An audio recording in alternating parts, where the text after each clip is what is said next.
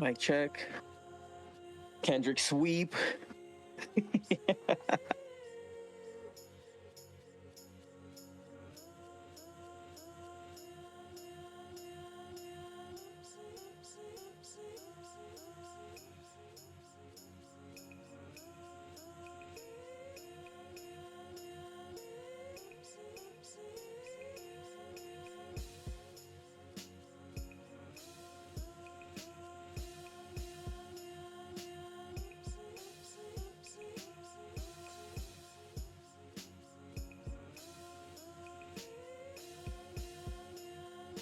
$21?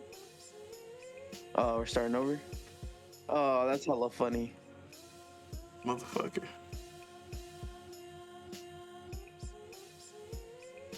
All right. Now you can hear me. Mic check, mic check. For real this time? Mic check. I heard you the first time. Yeah, I know. They didn't hear me. Damn. What it do, what it don't, what it is, and what it ain't. It's your boy, Don Otaku, a.k.a. Don Solo, a.k.a. Solo the Don, a.k.a. Solo D Swaggy, a.k.a. Mr. 5 for 5. And this is Dual-Wield Gaming Podcast. Not a working title. Episode 40? Wait, where are we? I'm totally lost. 40? I ain't gonna lie. No, I think we're at 21. 21? Are you sure? I think. I'm thinking of Project Entitled. Bro, I'm out of it today. I ain't gonna lie to you. It's 21. Let's go. All right. Let me check. Yeah, we're at 21. Yeah, 21, guys. It's 21. Yeah. Keep up, okay? We can finally get a Modelo. Yeah, exactly. Legally. But yeah, of course, I am here with my co-host who keeps me on top of things. Subegels, aka Subeg, aka the Green Thumb, aka the Gaming Gardener, aka Mr. Sweeper, and of course the co-host of this fine podcast and Lognet's very own. What's been going on, man? What's up? Yeah, I'm good, man. I've been trying to just get through it because we in the school season, and I'm trying to still hit the gym and stuff like that. So still just grinding and stuff, trying to make time. But I'm good though. I'm good. These games got me right now, so I'm just trying to ride the wave. Just trying to cozy up with some games. But I'm good. How about you, man? Just been chilling. Work was terrible today, so I'm kind of just like, and they changed my schedule for this week, so okay. I'm off later, which I do not like, especially because I basically just got off work and went straight into the podcast. I didn't have any time to chill, but yeah. It is what it is. At the very least, it's only for this week, so I'm not tripping too hard.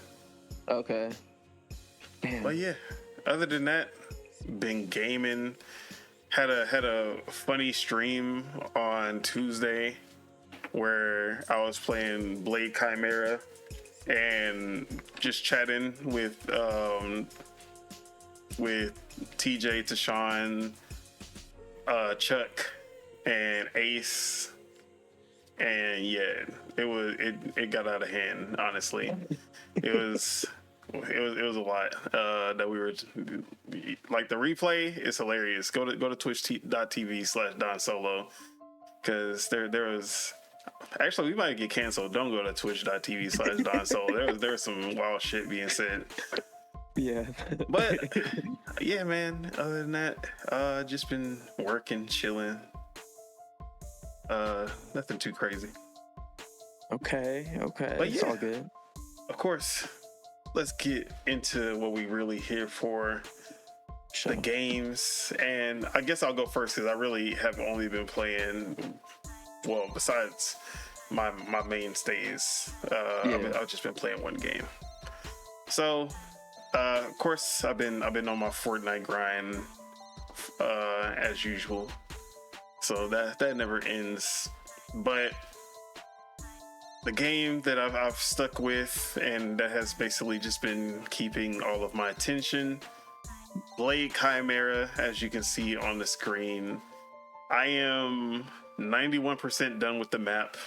I'm at the literal end of the game. I was hoping I was trying to sneak in some gameplay during work to try to finish it before the stream, but I wasn't able to get it done. But I'm so impressed by this game because somehow they actually had me so invested into the story, which I never thought I would be for this game. Mm-hmm. And there was a story revelation that happened on stream when I was playing, and I went crazy. I was like, yo, they just did the thing like this. It was on some fucking mind bending shit where I was like, bro, they really went here. I would have like, and it was crazy. I was like, bro, I never would have expected to feel this way about this game story, where I was just like, bro, they really pulled the wool over my eyes with that one. I was like, I was not expecting it. This is crazy. So yeah, it's not like, I'm not gonna say this is some fucking Christopher Nolan level shit, but it was just so unexpected, like the quality and surprise of the writing. I was like, oh shit, man, like that shit was really good. But yeah, the gameplay still continues to be really fun, getting new weapons and trying them out.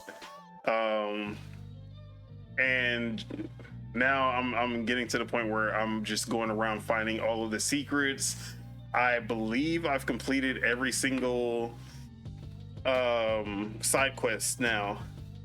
So I think I'm just gonna 100% the game right before get all of the collectibles, get all the weapons. Let's go, dude. So yeah, man. Just gonna go ahead, finish all that up. I'm probably gonna do it after the stream, just finish this game. So that will be the end of Blade Chimera. Awesome, let's go. I want to review this game, honestly. Yeah? I don't know if I'll do a video or something. We can just do a little segment. Yeah, but it was good, bro. Yeah. Highly recommend. Awesome. Now, really, it's not even I guess it's because of what I expected going into it that I'm disappointed about the Metroidvania elements. But it's not like they really came out and said that this was a Metroidvania. Yeah. I just kind of assumed because of the style of the game and the map and everything. But it's not really a Metroidvania at its core. It's really just like an action platformer.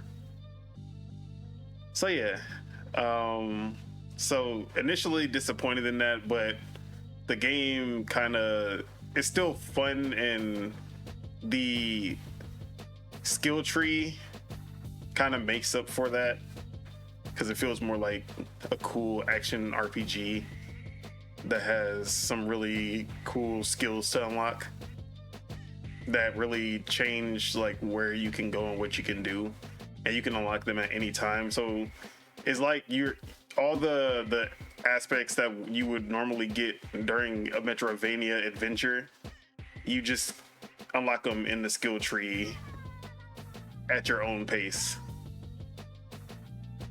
So yeah. Okay. I don't want to give the game a score yet. Just in case I do a review. Let's wait. Yeah, for sure. That's sick, dude. But yeah, Blade Chimera, this will be the first game I beat of the year, which is going full circle to 2024 because the first game that I beat last year was Prince of Persia, which was a Metroidvania. So yeah, we're going full circle with that one. I don't know. Metroidvania is just the right way to start off the year.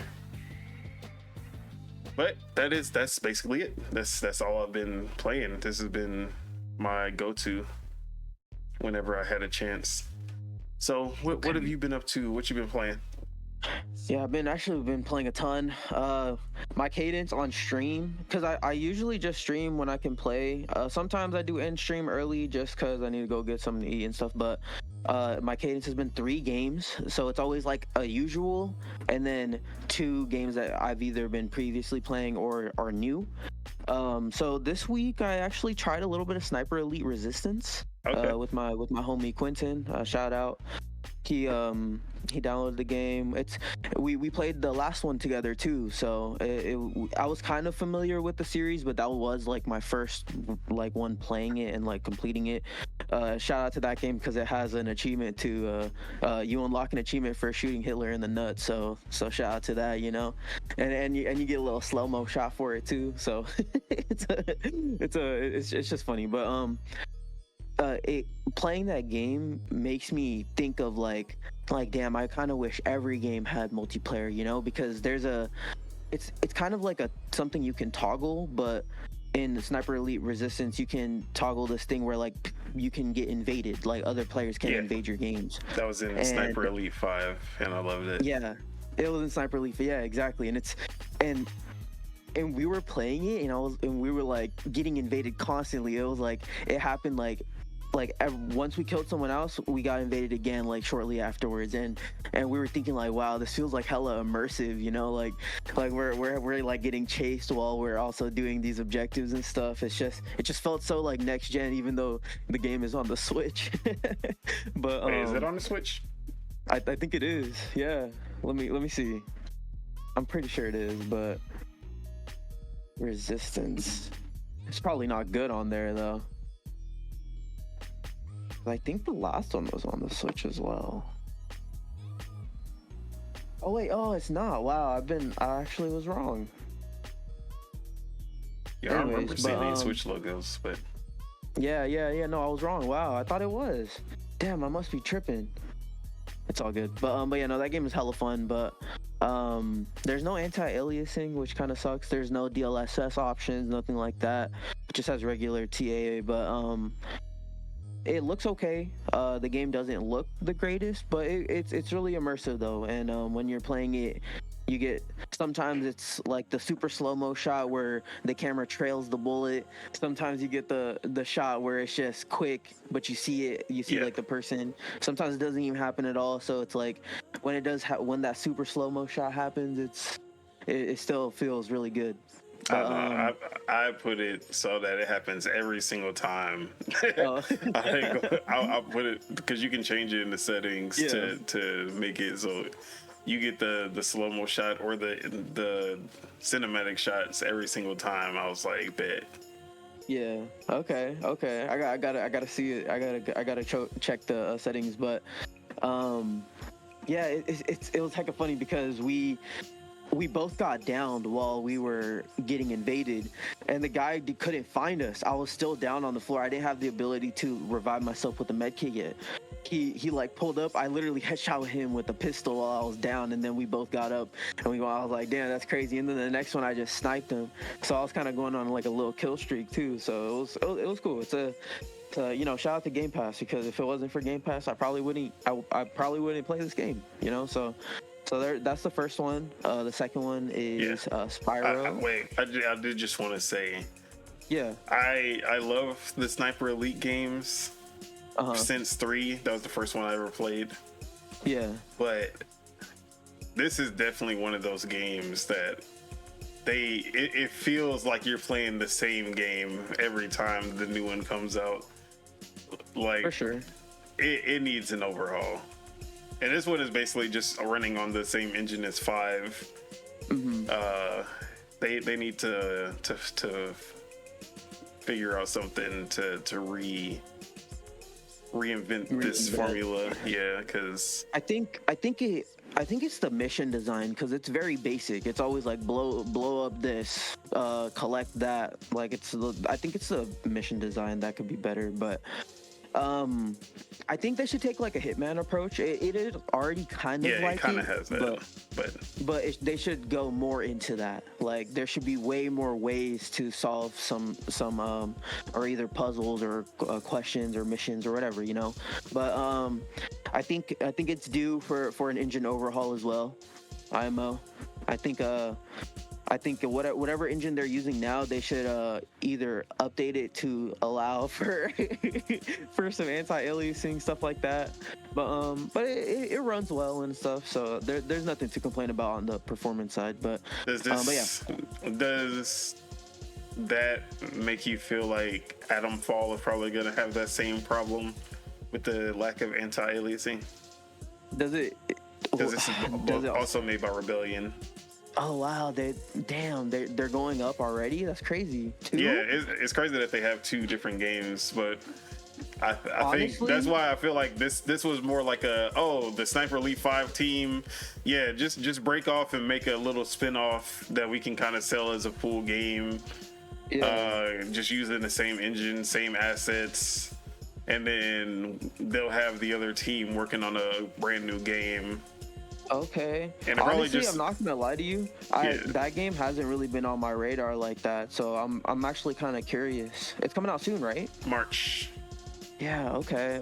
Damn, it's coming out in March though. Yeah, I think it's coming out a week, or I think it's the same week as Xenoblade and Assassin's Creed Shadows, if I'm remembering. Oh dear God. I'm actually looking at gameplay right now. It looks pretty cool. It looks it kind of looks like Skyrim a little bit. It has a Fallout, like British Fallout kind of vibe. I like it. Okay, yeah. Damn, they're already due up twice, huh? Is this also multiplayer or no? I don't think so. I haven't seen anything suggesting multiplayer. Damn. All right, interesting. Anyways, but yeah, there's nothing more to say other than it's kind of like a popcorn game, you know. It's you just play it to have fun. You don't play it to get it like super invested in it. But I will say I really like the invasion system. That really makes it more fun, in my opinion. And then the other game I've been playing is Spyro. I've only just started this, but I've played them. I played one before, and I'm just starting with one. But since it's on Game Pass, I wanted to try it out on my PC because you can unlock the frame rate, so you can run it at 120. And yeah, it's just a little simple little collectathon, but it's just fun. Like I just wanted something that was like cozy and something I didn't need to really like be super invested in, just run around, glide around, collect gems and stuff like that. But yeah, other than that, still playing Ninja Gaiden 2. I'm on chapter 5 or 6 now. I'm on the chapter where you play as the girl or the female. I forgot what her name is, but yeah, she has like similar moveset as Hayabusa, but it's she has her own little quirks and stuff. But it's cool. I'm still enjoying it. Still sucks that the camera is a problem, but I'm starting to get used to it and stuff. But yeah, that's really all I've been playing. No doubt. All right, with that, let's get into quick on the radar. Show. So there was a little trend that was going on Twitter. I don't know if you saw it, where everyone at Name Mama was doing these my indie game for 15-second clips that they were posting and quoting each other. Yeah. And I was just going through them, and I was like looking at all these new indie games, and these are like the real indie games. They don't have any kind of like the ones who don't have any backing. They're not already established like a Team Cherry or a Super Giant. Yeah. But yeah, it's amazing how good some of these games were looking. So I just wanted to pull up some of these just so we can get a look at them. I actually did not post these for you, so let me go ahead and post them.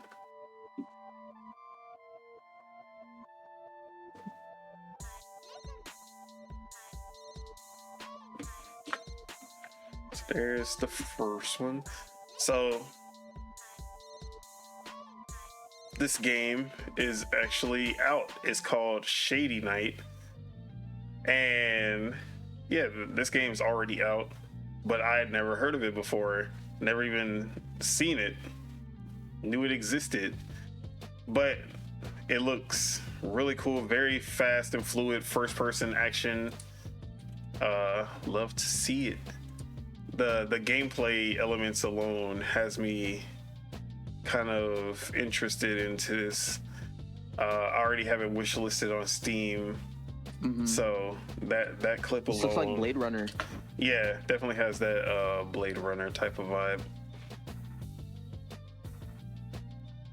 All right, the second game, another first person, but this one is a multiplayer zero gravity style shooter, at least from this clip. Like, I really couldn't tell.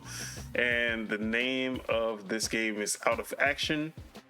This game is not out yet, but it is a Kickstarter that was funded, and it's been in the works since 2024, I believe. So probably a ways off, but it's looking really good. Ooh. And it's a multiplayer game. The zero gravity part, it instantly made me think of Hyenas from Creative Assembly. Yeah, the canceled game. Yep, I played that alpha 3 different times, and I loved it. And I was like, man, this game is gonna be so good when it comes out. And then when they canceled it, I was hurt. I was like, you fuckers. Damn, dude. And I was almost done. Bro, it was so polished. It was basically done. Even me and Spitta was running duos on it, and we were both excited about the game. We were like, bro, this, like, when we can get a full squad on this, it's gonna be crazy. Wasted potential. I don't understand how a company can decide this game is 80% done. I would rather cancel it than put it out. Are you really saving money by canceling it instead of just putting it out as is? Oh, Sega, wasn't it? Yeah, Sega. Idiots. So I never understand that whole, like, if you were 80% done with a game, how is putting it out gonna hurt more than canceling it? Maybe I'm just not. I don't have any business background, so I don't know. Maybe I'm the dumb one. Nah. Someone please explain that to me though. I feel like it's always worth it to at least test the market. Especially with a live service multiplayer game that's gonna have microtransactions, you're gonna make up some of that just from the Sega fans, because there was a lot of Sega gear and Sega elements in there too. But yeah, it kind of sounds like that was like supposed to be their version of X-Defiant, but actually good. I mean, X-Defiant was good. We're not gonna not gonna rewrite history. Come on, I loved X-Defiant when I was playing it. But like, okay, X-Defiant, but like Ubisoft, not Ubisoft, but yeah, sure, for sure, absolutely. All right, the next game, Abyss Unchanged from Dot Nut Studio, and I just liked the platforming element of this game, that you have you're literally on a ball and chain, and you're using that ball and chain for platforming. I thought that was a pretty cool and unique aspect for the 3D platform, and it seems like it'll kind of be used for other things besides just platforming, as far as puzzles and whatnot. I was like, okay, and it's a 3D Metroidvania as well, so there will be some Metroidvania elements, gaining new power-ups, all of that. So I was like, yeah, this looks sick. And this game is not out yet, but you can wishlist it on Steam. So that is another one that looked pretty good. Let me send you this link. Hulu, get the fuck out of here. All right. This next game is another one that looked really good. 2D platformer with a kind of limbo-ish vibe. And it seems to be some kind of time travel, warping, or I don't know what that is, but he's like diving off the cliff, and then it seems like he has a timer. Like he switches places with whatever that is, like a bomb, and he has a timer to basically traverse before, I guess, the bomb goes back to its place or something. Either way, I liked the power that they're using. It looks pretty cool. It seems like there is a lot of unique ideas you can do with that.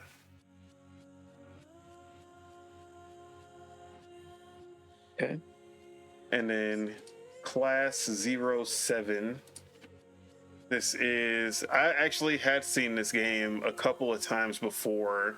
I remember seeing it early last year when this channel, or this not channel, but this account first opened up, and it's improved a lot since the first time I seen it. But it's supposed to be a Sifu kind of inspired action game where you're in a school, you're playing as a girl, and she's just fluidly beating the shit out of everyone. There's environmental attacks using the items around you, like chairs. The combat just looks really cool, and I believe there is also some kind of like a beat 'em up where you're going around. I guess this would mostly be comparable to like a Sifu. That would be probably the closest comparison.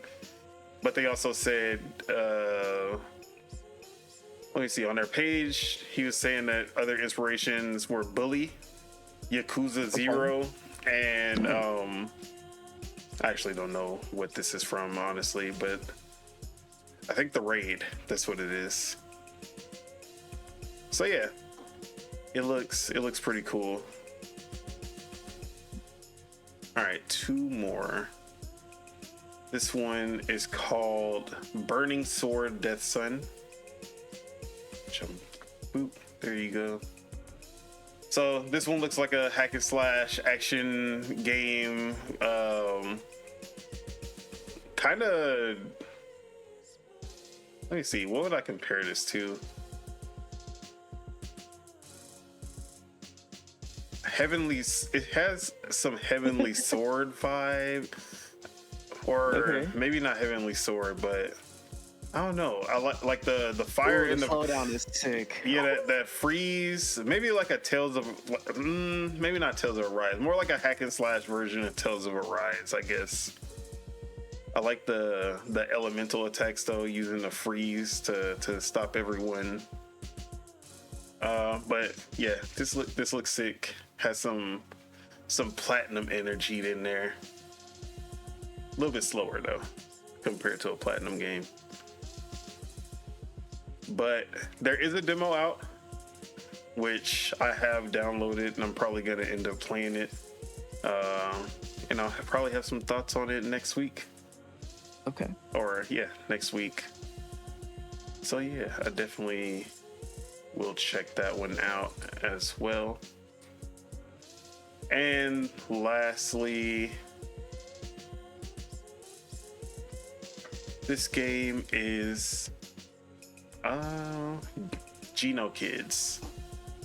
Cell shaded kind of anime style action game with a lot of DMC energy, especially with the scorecard or like the score sheet and everything.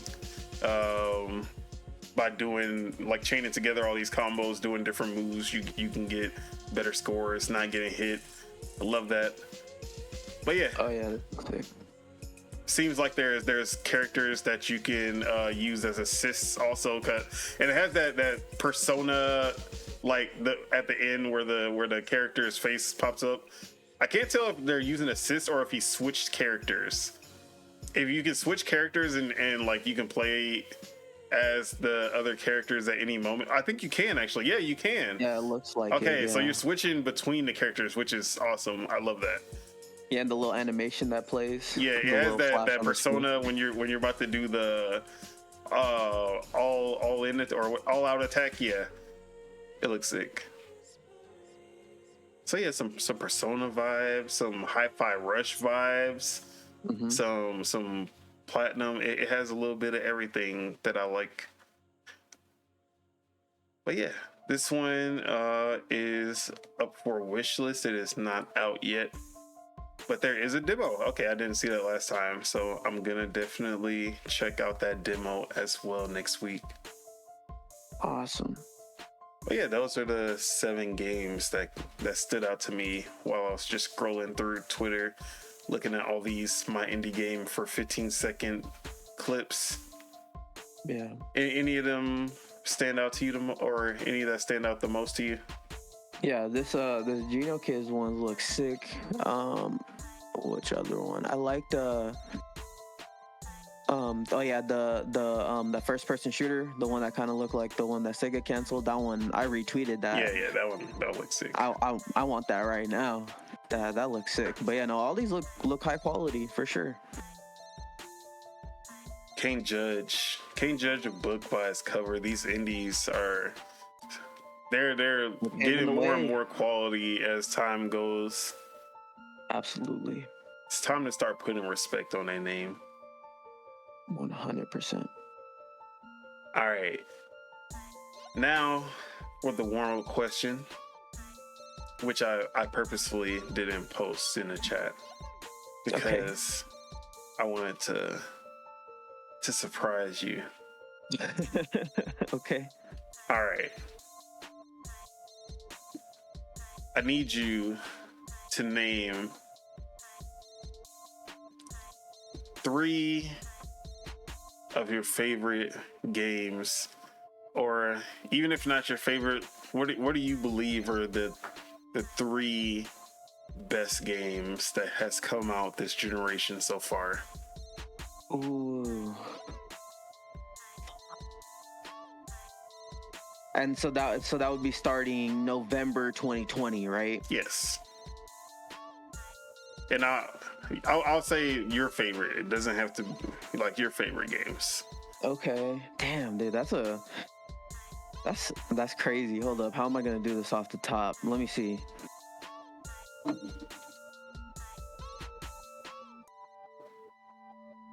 This is a tough question.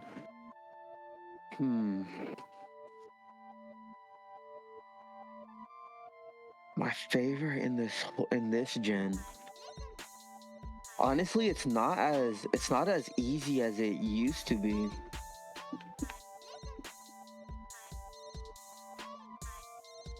I think but you wouldn't count Switch though, huh? You can count the Switch as long as it came out post Xbox Series X, PS5. Okay. I'll allow it.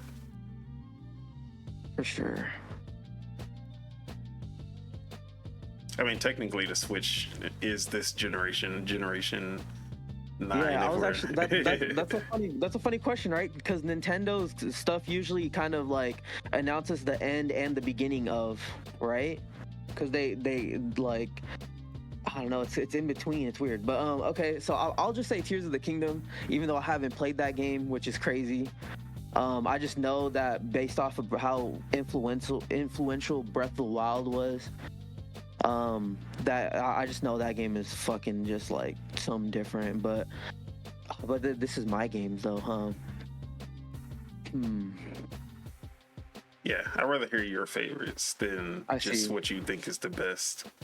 For sure. Damn, that's tough. You know, okay, I'm gonna put Ryuga Gotoku in here with Like a Dragon.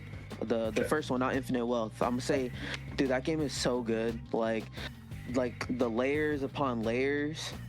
It's really, because I've played Yakuza games before. Like I've played 0, and I played Kiwami 1, and I played Kiwami 2, and I played a little bit of Judgment.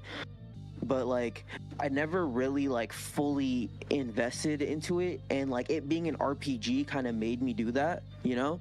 Because there was always those like other elements in the other Yakuza games, like there is like side quests and like mini games and stuff, but but the fact that it's like an RPG, but while also having all that other stuff, I don't know. It's just such an amazing game, and I think they deserve more recognition too, because they just have high quality games. But yeah, I'm gonna say Like a Dragon is 1, 2.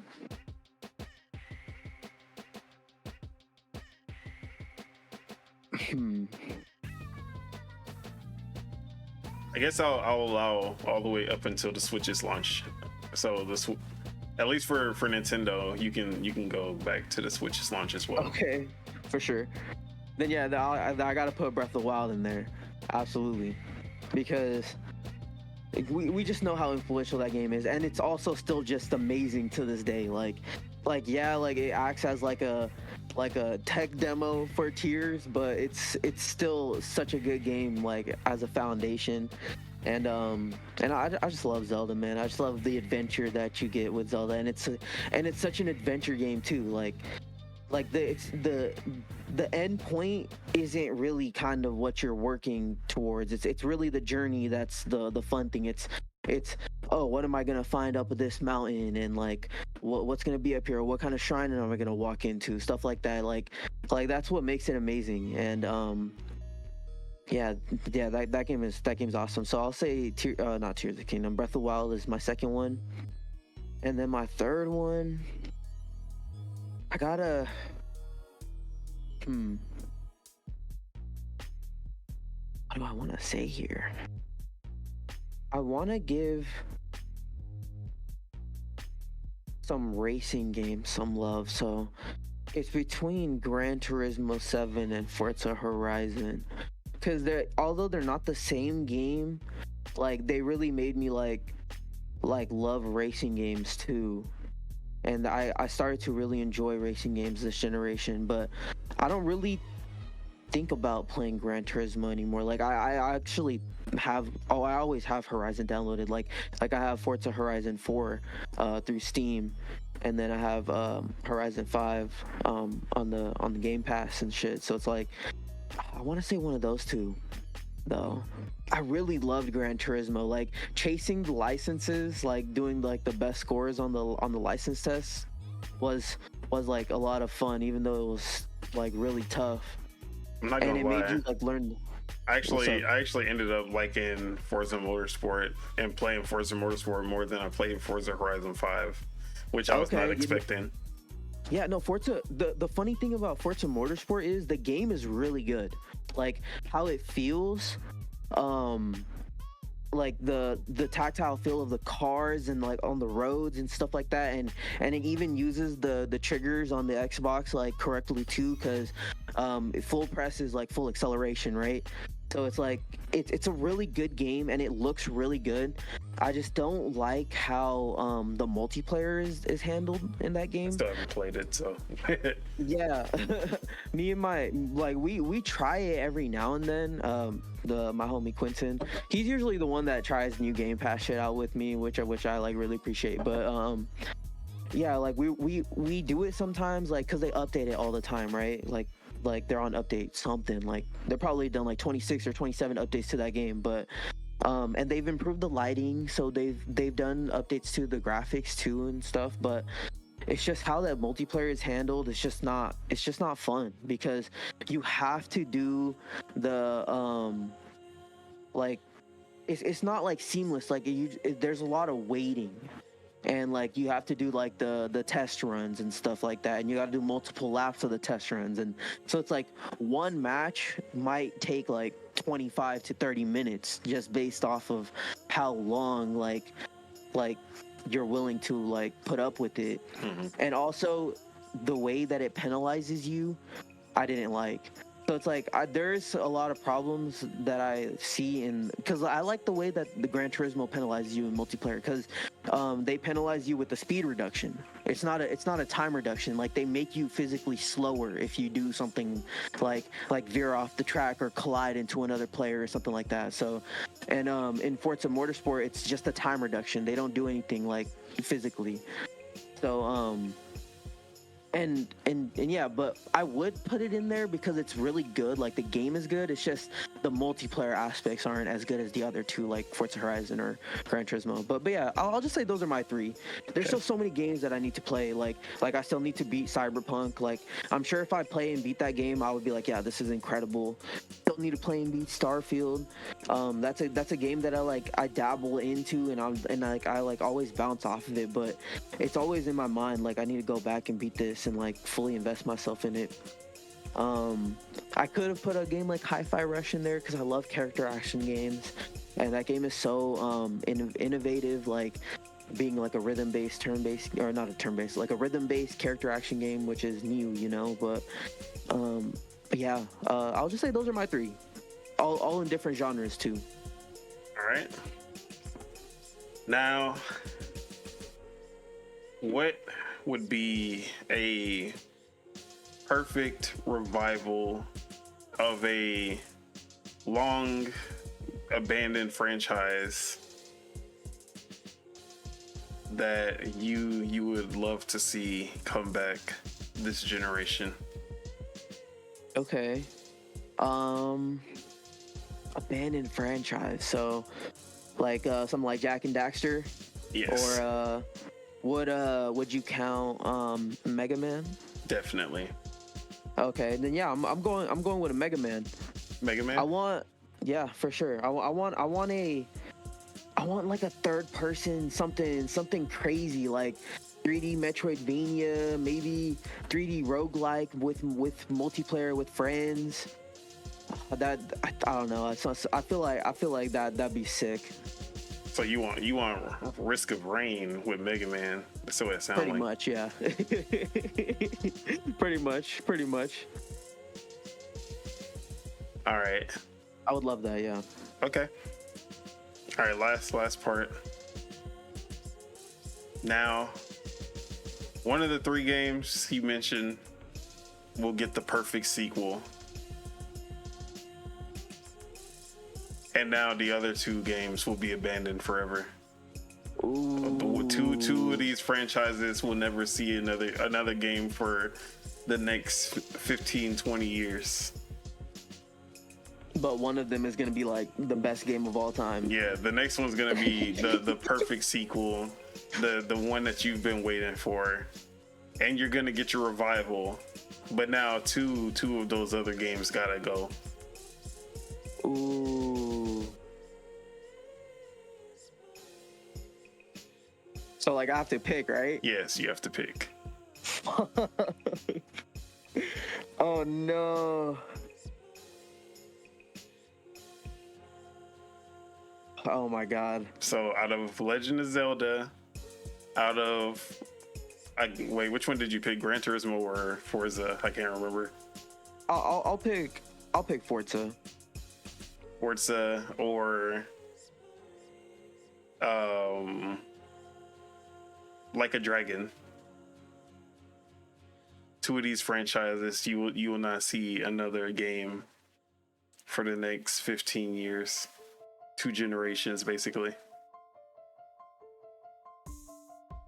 My perfect Zelda game has co-op and multiplayer and all that shit in it, so I'm going with I'm gonna go with Zelda. That'd be crazy.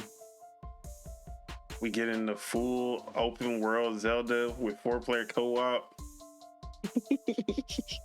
Okay, I'll take that too. I ain't gonna lie. So Like a Dragon, you can live without it. They can work on the Judgment series. You know, we got Project Century. We don't need that shit anymore. Yeah, they can work on Project. It's okay. Forza, you know, they can. Shit, they don't have a replacement. We gotta set for up Forza. No, I'm just kidding. I was about to say, what is the Forza replacement? They can work on Fable. They can make a Fable kart game. Yeah, make a kart racer, Xbox kart racer. In the meantime, yeah. I bet it'll make. I mean, it'll have just as many players as Forza Horizon. Yeah. Okay. I feel it. So we got a perfect Zelda sequel, multiplayer and all, and then we got a revival of Mega Man in a multiplayer 3D Metroidvania style. I'm digging both of them. That's day one. Yeah. Day one for both. Not gonna lie. Fuck They on the project, and they on the fantasy draft too. Both of them picked up. All right, but yeah, I just wanted to do. Thought that would be fun. Okay, what about yours? Oh well, see, I can't do it because I already know what is to expect. But I guess let's see. If I were to do it, okay. So Breath of the Wild, Super Mario Odyssey, which already I have to abandon one of those. That's already a big no already. So See, that's why I did 3 different genres. Well, I mean, Mario Odyssey and Breath of the Wild is different. And then third would probably be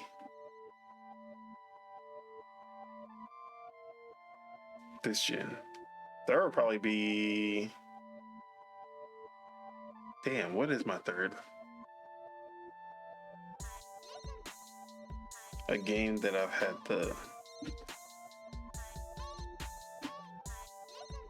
I'll probably say Smash. I ain't gonna lie. I haven't played Smash in a while, but when Smash came out, those first 2 years, definitely. So yeah,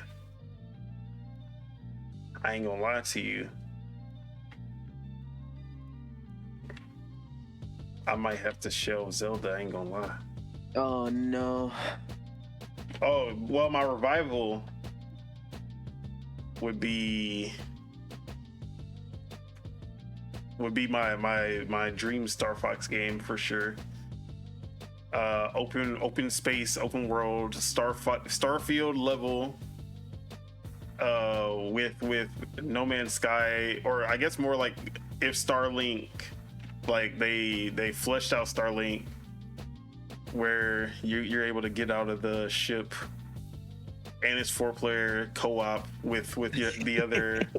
You have your other crew members, Falco, Slippy, and Peppy. And yeah, it's a full-on RPG. You can go around talking to NPCs and accepting side quests. It's perfect. It has ground combat, it has space combat on planet and in space. It's the perfect game. So that's my revival. I'm gonna have to shelve Zelda and Smash for that. No. I'm gonna have to shelve both of them for that, and then I'm gonna get my Super Mario Odyssey 2. Keep the Cappy mechanics. Obviously, I can't think of what the next big mechanic for 3D Mario would be. That would be impossible to come up with something that can beat Cappy. Only Nintendo would be able to do that. But whatever that mechanic is on top of the Cappy system, but it's also multiplayer, obviously. Come on. It's going to be co-op, big Luigi outside, playable Waluigi, and they all have different movesets. Like, yeah, let's fucking go. So, yeah. And then at the end, or as a side mode, there's going to be some kind of Fall Guys type of mode where it's, I guess not a Fall Guys mode because it's not going to be like obstacles. It's going to be more like you're racing to the end of the stage, and it's a whole sandbox where you're basically trying to figure out the best route to get to the end of the level, and you're basically just pitting your platforming skills against each other. I feel like that'd be dope. For sure. All right, so yeah, that's how mine would go. Zelda, we can wait 15 years. It's okay. Tears of the Kingdom was that good. You can go back and play it again. Smash, it was the ultimate one. Come on, it's already ultimate. Just keep playing ultimate, and then it'll have some. Sakurai can actually take a rest. Actually, no, he can't take a rest. He got to go work on Kid Icarus. So Sakurai, you don't get to rest. But yeah, that would be mine. Okay, I like it. All Nintendo, by the way. All Nintendo. All Nintendo. All right, so that is the warm-up question for today. So let's go ahead and get into our first topic, which I literally just added because I saw it right before we started up. But yeah, man, what happened? Oh yeah. So I don't know if you saw this or not. The EA CEO came outside and he had some words about Dragon Age the Veilguard, because it has come out that the game did not meet expectations, which is sad because I did enjoy that game a lot. But he actually had oh shit. Hold on. Oh no. Wait, I'm back. Okay. We're here. We're good. All good. Mistakes were made. All right. Let me see. Is the camera still? Okay, we good. All right. So EA CEO, he had the answers for why Dragon Age Veilguard did not meet expectations.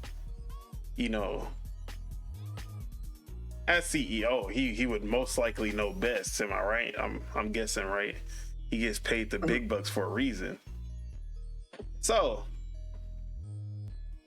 this is what he said. To break out beyond I think this was, I actually don't know with who this is responding to, but he says, to break out beyond the core audience, games need to directly connect to the evolving demand of players who increasingly seek shared world features and deeper engagement alongside high quality narratives, EA CEO said post Dragon Age the Veilguard. Basically saying that Dragon Age the Veilguard might have sold better if it was live service.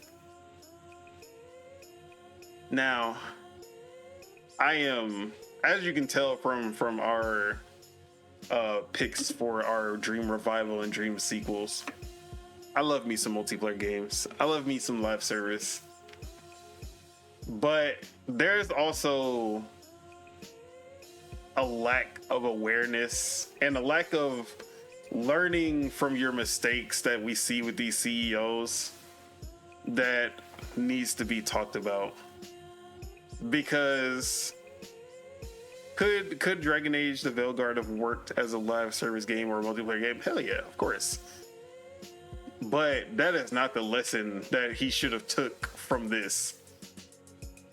Because the biggest lesson to be learned from Dragon Age the Veilguard is moving away from the core of the franchise and moving away from the decline of the writing quality of a franchise that has relied heavily on its writing and hasn't really been, like, of course the gameplay best in the series, but the Dragon Age fans have not shown up because of good gameplay. They've shown up because of good writing. And as much as me, a kind of casual Dragon Age fan who dabbles in it but has never considered it one of the best because of the lack of really fun gameplay, of course I love Dragon Age the Veilguard, but the people who have shown up, who have showed up for every single game, are 100% there for the writing. The real fans of Dragon Age are there for the writing. And to not even call out like where they actually failed and then blame it not being a live service, that is the most EA thing that I've heard like this feels like we're back to 2014 EA. Yeah, their little experiment is done. I mean, they're still doing their EA originals, but a lot of those games have failed, except for the stuff with Hazelight and Star Wars Jedi. Oh yeah, and but that's not big EA Respawn. That's just theirs. Well, yeah, I mean, sure. As far as single player EA games, big Respawn still be outside. Yep, and that's one of the games that actually lets you have a little blaster and a sword too. It's one of those. Yep.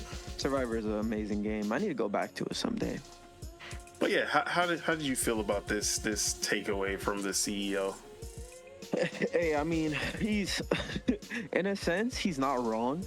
Of course. Because if it was multiplayer, oh no. If it was multiplayer, they would have definitely had more players and they would have had a little bit more ways to monetize and stuff. But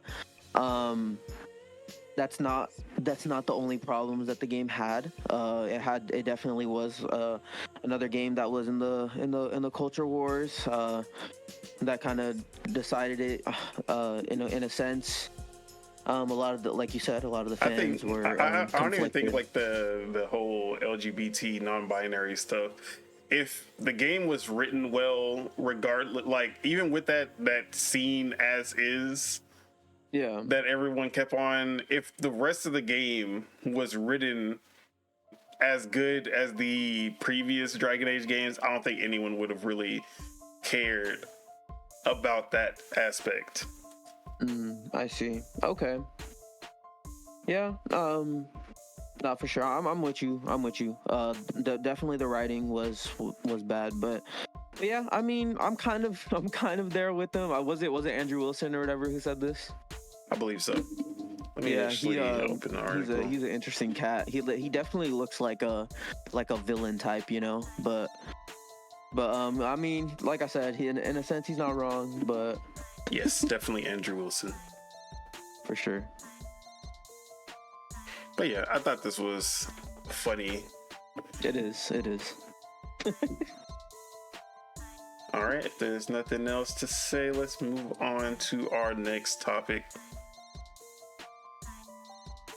So, what are you doing? Stop. I said stop.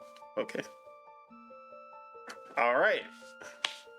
We just came off of an amazing Xbox Developer Direct, but Xbox is not resting on their laurels because we already have another Xbox showcase to look forward to this month, February 24th at 10 a.m. Pacific. I guess it's not too early. I was thinking Eastern, but yeah, 10 a.m. Pacific, that's not too bad. So the ID at Xbox showcase to kick off IGN FanFest 2025. We are going to be seeing some indie games showcased by Xbox, possibly some Game Pass drops as we usually see. The last one that they did in February, I enjoyed a lot.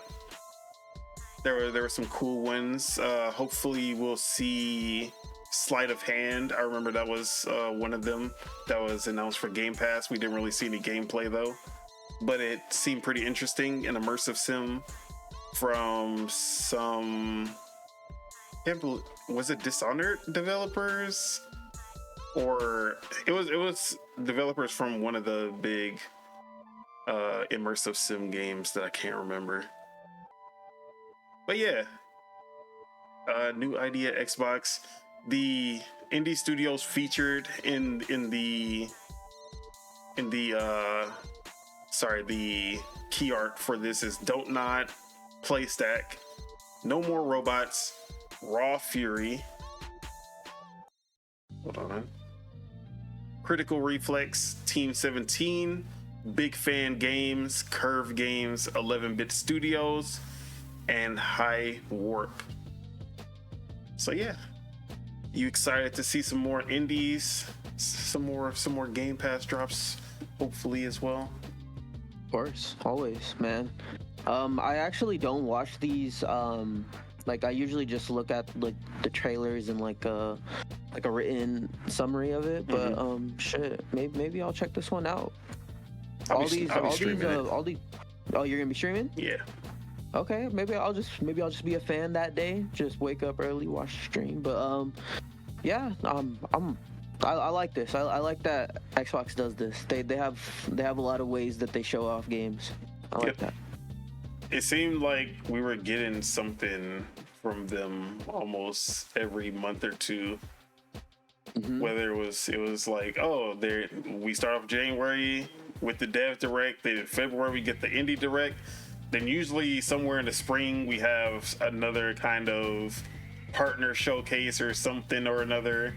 Then June we have the big one, the Xbox June showcase for Summer Game Fest, and then August I believe that's when Gamescom is, and then September is Tokyo Game Show.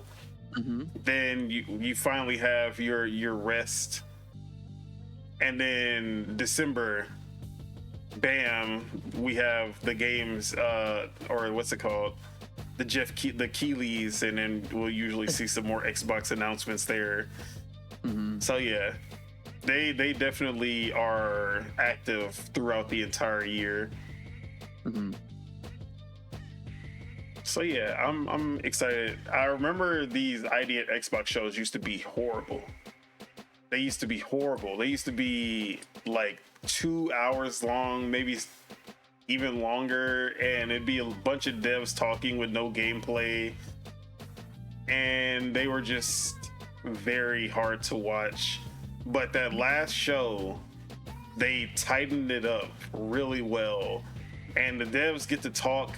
It really feels like it's just the Dev Direct in a smaller scale for the indies, to basically talk about their game, show off a trailer, and yeah, it was really good. I think it was like 40 minutes, maybe an hour, so it didn't overstay its welcome. I thought it was really good, and they showed off some really cool games as well.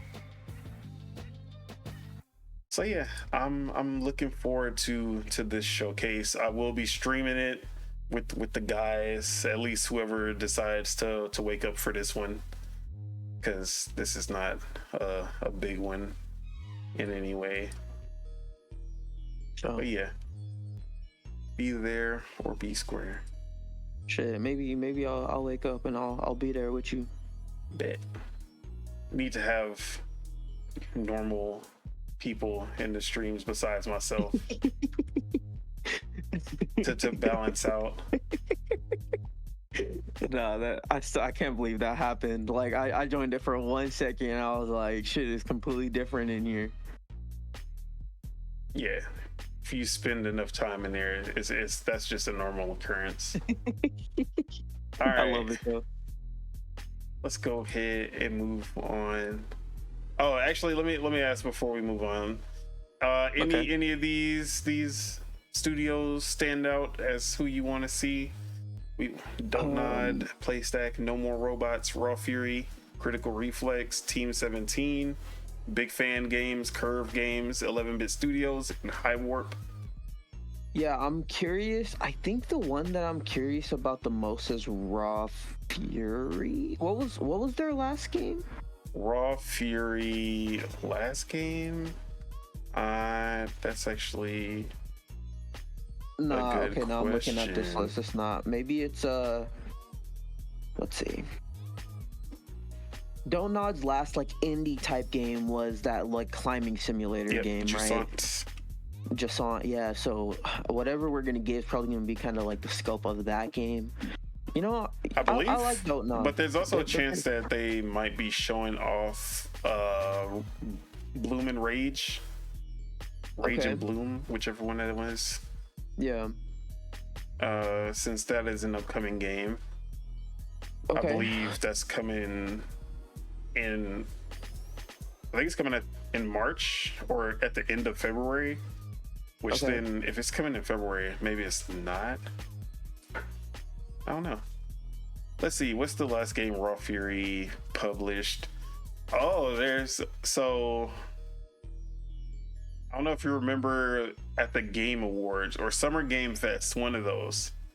Mm-hmm. There was this horror, sci-fi, survival horror kind of game that was announced as an Xbox exclusive called Routine. You remember that one at all? Routine. And it seemed like he was like in space, isolated, kind of had an Alien Isolation vibe where he's just doing all of these tasks, and then there's something that's kind of like the robots start to basically they start attacking him, the robots that used to be helping, kind of in a, what's that Russian game that I'm forgetting that was in Game Pass? Atomic Heart? Yeah, kind of in an Atomic Heart kind of way, but way more survival horror than BioShock. Yeah, this looks like a lot like those walking simulator type games. Yeah, so that's Raw Fury, but we haven't seen anything from that since it was announced. Oh, and it's supposed to have music composed by Mick Gordon? Yep, Mick Gordon. What? Okay, that kind of... So yeah, Star Trekker was also a Raw Fury game. They actually do a lot of... I shouldn't say a lot, but Star Trekker was an Xbox exclusive. Routine's an Xbox exclusive. Like they're not on Switch, they're not on PC, or sorry, not on Switch, they're on PS5. Yeah. But yeah, Raw Fury, and they do a lot of Game Pass games as well. So yeah, Raw Fury, they might either show off Routine, or they might have something up their sleeve that we haven't seen. Oh, okay, 11-bit's the ones that are behind the altars, and Moonlighter 2. Okay, I'm starting to see these games. Acapara, Airframe, Dungeon Crawler, Cryptmaster. Okay, yeah, these seem pretty cool. Curve games, I've seen them a couple of times, and I can't remember. Let's see. I got the list. They make Humans Fall Flat VR, Wobbly Humans Life. Fall Flat, and yeah, Wobbly Life is also good. 2. Oh, they published Dungeons of Hinterberg. Yeah, Dungeons of Hinterberg. I literally just Is this For the King too? I'll fuck with Curve. I might be on board with whatever Curve got up their sleeve, because For the King 2 and Dungeons of Hinterberg are great. Okay, Daedalic made Lord of the Rings Gollum. Yeah, we don't need to know about them motherfuckers. Whatever they got going on, they can keep it to themselves. Game Source has made Yasha Legends of Demon Blade, which I do not know what that is, but Yasha Yasha Legends of Demon Blade. Why is that name? It's okay, yeah, let's see. Let me click on it. But Thunder. Wait, what? Go ahead. It has a physical version of it, and it's launching soon, April 24th. I've seen it before. Who is that again? Okay. That's Game Source Entertainment. Game Source. So we got Thunder Lotus up here. That is 33 Immortals. Immortals, yeah. They're probably gonna finally announce a release date. Hopefully it's a shadow drop. Yeah. I don't know. Well, no, the beta is going right now. Yeah. So I doubt that. Okay, Game Source. Why is this in Japanese? That's the first question. Why did this I'm gonna look up what this game is. Yasha.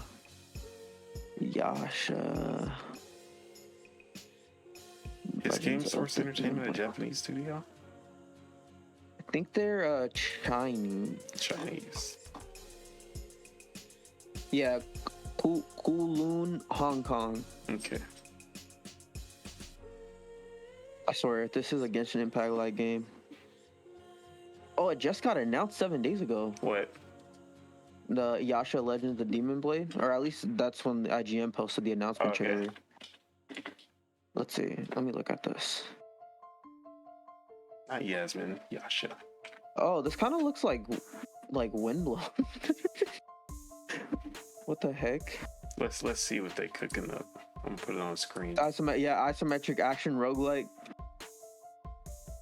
This doesn't look multiplayer though. Oh, why is my camera not showing? I'm tripping. Is it multiplayer?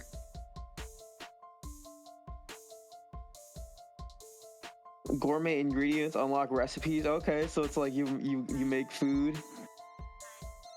Pretty cool, actually. It's like a fun little indie game.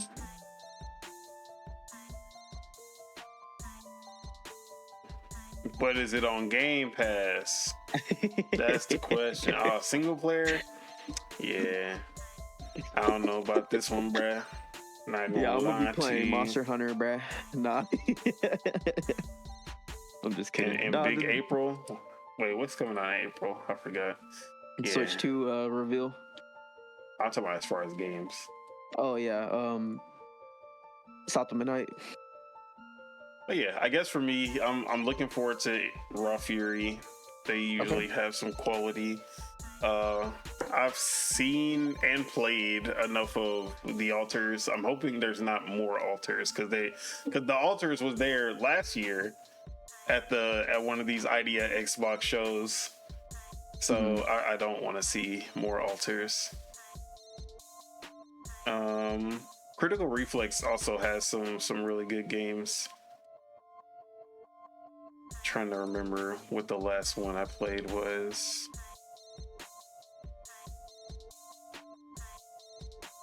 Let's see. They made that Tanuki game with the Tanuki on the bicycle, doing Tony Hawk tricks and delivering mail and packages. Yeah. They also made what's one that Rose and Locket. That was a good game. I remember that one. Is that really the only 2 games that I've played from them? Or this might not be all their games. But yeah, I'm excited for this show. Just to see what the indies are cooking up. What comes to Game Pass. Totally. All right, let's move on.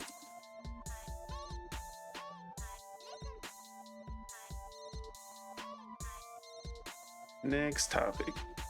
Okay, why do you buffer every time? All right. Kingdom Come Deliverance 2 is off to a great start. Reviews looking good. Player count and sales looking good. You love to see it, unless you're me and someone else has this in their draft. Then you don't love to see it. But shout out to Warhorse Studios. First day, 1 million units sold, 159,000 concurrent on Steam. It's looking good for them. It's looking like their hard work has paid off. People are showing up, even with all of the anti-woke crowd going around saying that this is a non-binary game. That's their new term that they've been using, and that they're boycotting the game because of optional gay romance that is in the game. So yeah, glad to see them taking, that boycott is working out really well for them, as you can see. But yeah, reviews 89 on OpenCritic. Metacritic was, depending on which version, it's like a 90 to an 87. So yeah, it's looking good.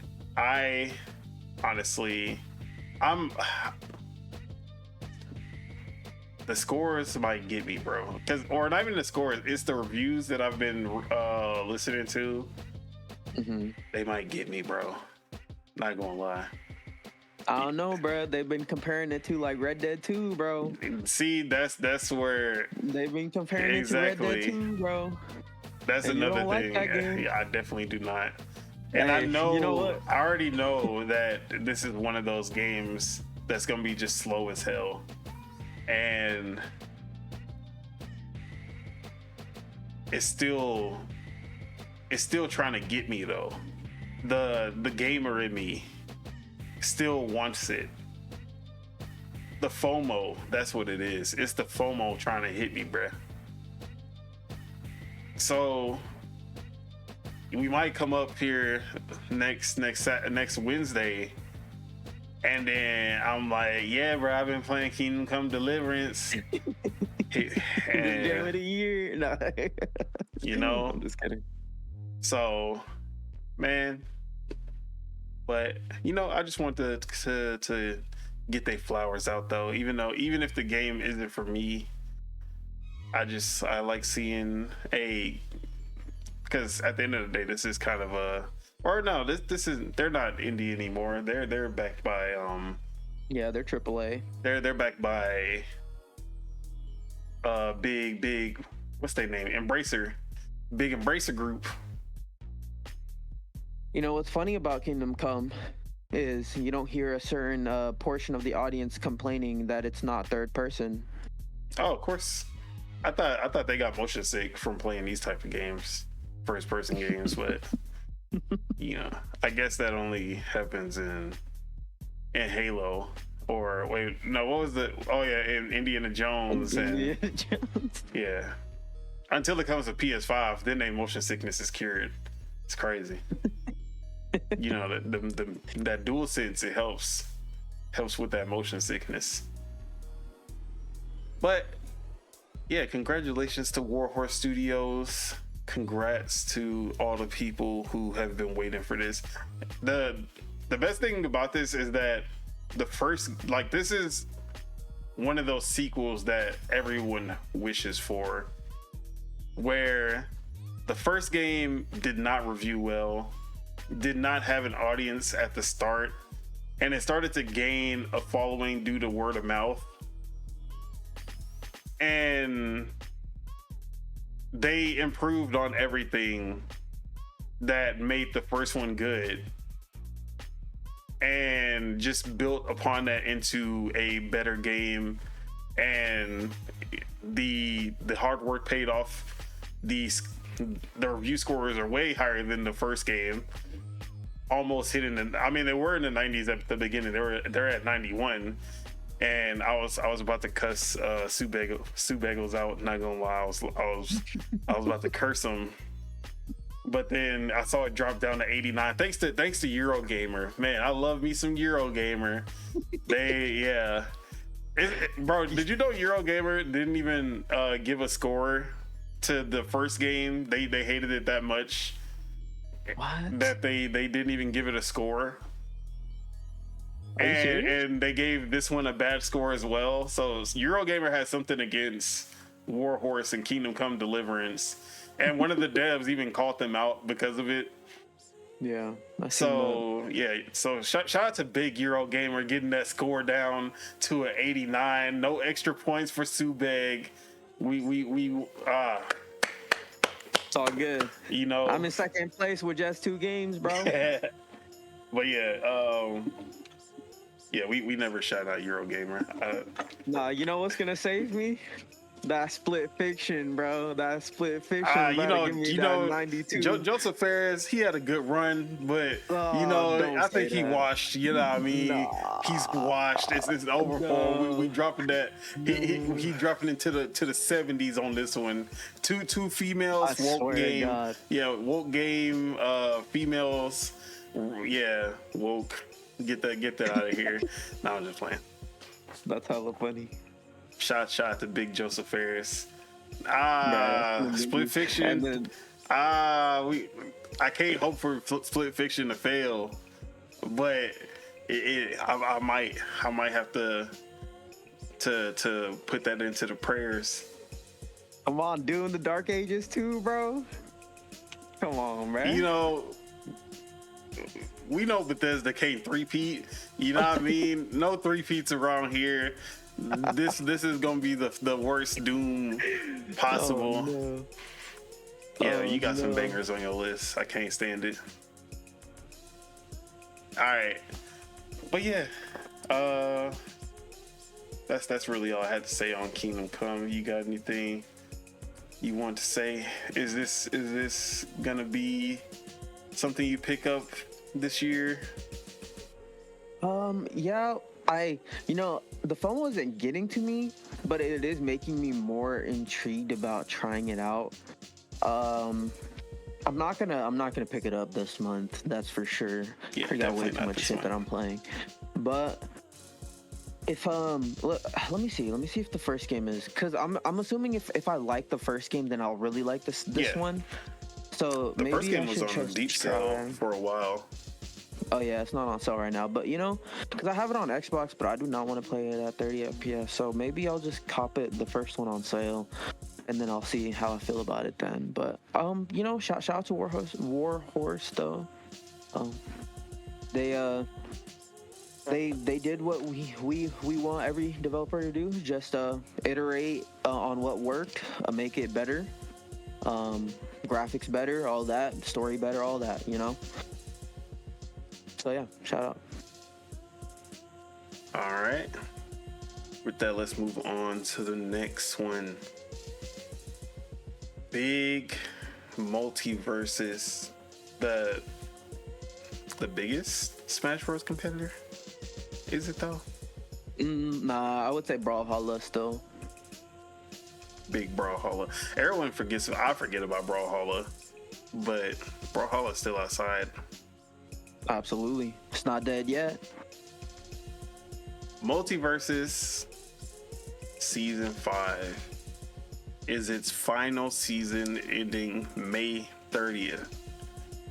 After Season 5 ends, players will be able to enjoy the game offline for the foreseeable future. So, this is the end of Multiversus by WB. And when it comes down to it, this is probably the biggest Smash Bros. Competitor in terms of IP. Because WB has a shit ton of beloved IP. And this game has so much potential of what they could have done with those IP. Yeah. But the game just was not good enough. I won't say it was bad because I enjoyed it for a period of time, but it was never enjoyable enough to stick with it for long periods. And my biggest criticism was the floatiness and the lack of a block button. That alone kind of just made me not want to play that game. Like, I do not understand I don't understand how you can make a fighting game and not have a block button. That just doesn't make sense to me.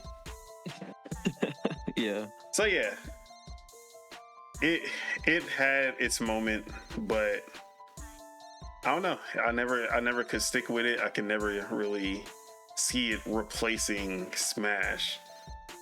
It never felt as good as Smash, and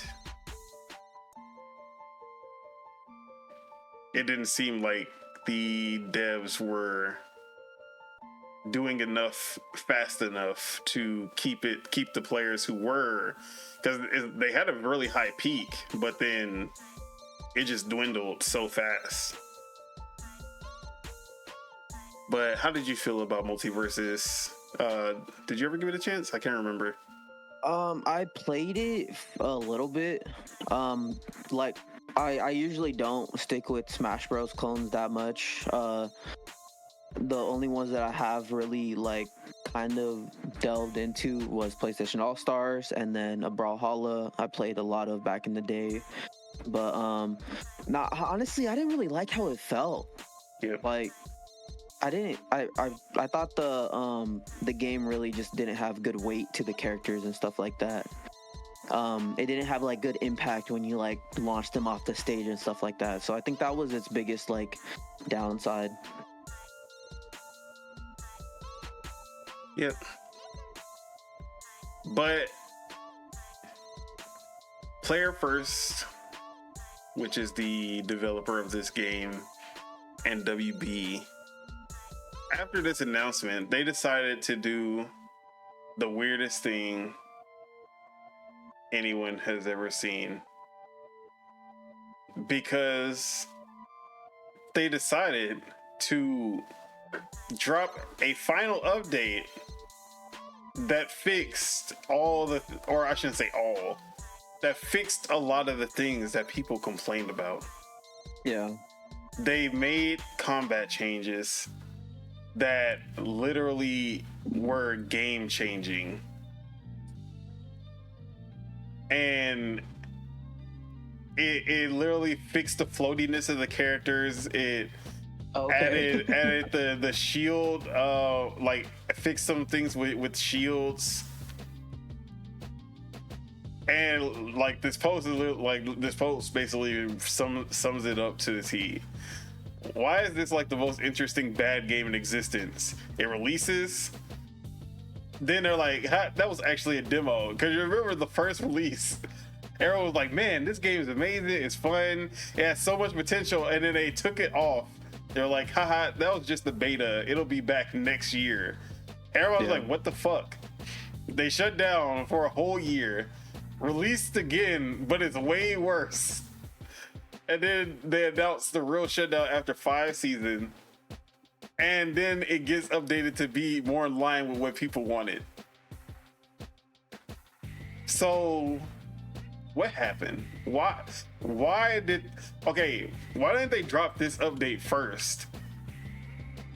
Maybe they could have got all the players back and then see how that went before announcing that this was gonna be the last. I just don't get it, bro. That's hella funny. I don't get it. Whose idea was this? I don't know, bro. Whose idea was this?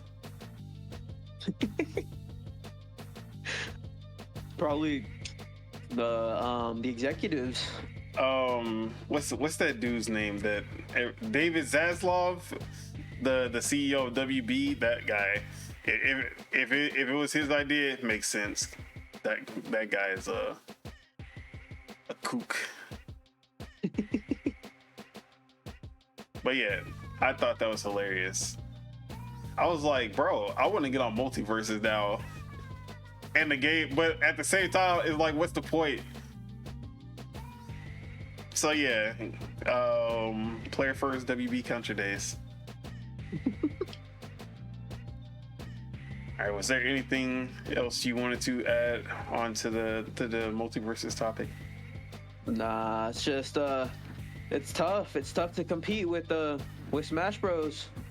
It's a tough market because you got to make a really, like, honestly, it's about making a good game first, right?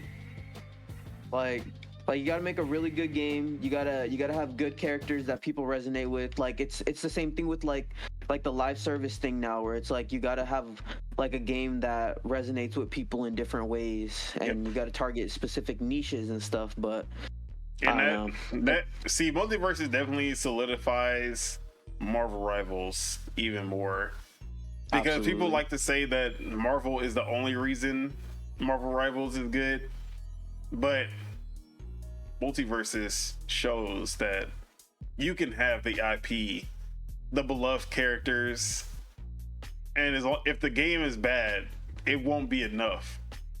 Exactly, yeah. Also, Marvel Avengers exists as well, and that was during the peak of MCU hype. So that also is a good indicator that Marvel Rivals is a good game. Chuck, I know he's not listening, but all right. Did he ever listen to the Astrobot? I doubt it. That's hella funny. Anyways. All right, let's move on to our last quick topic before we get to the big stuff. Sure.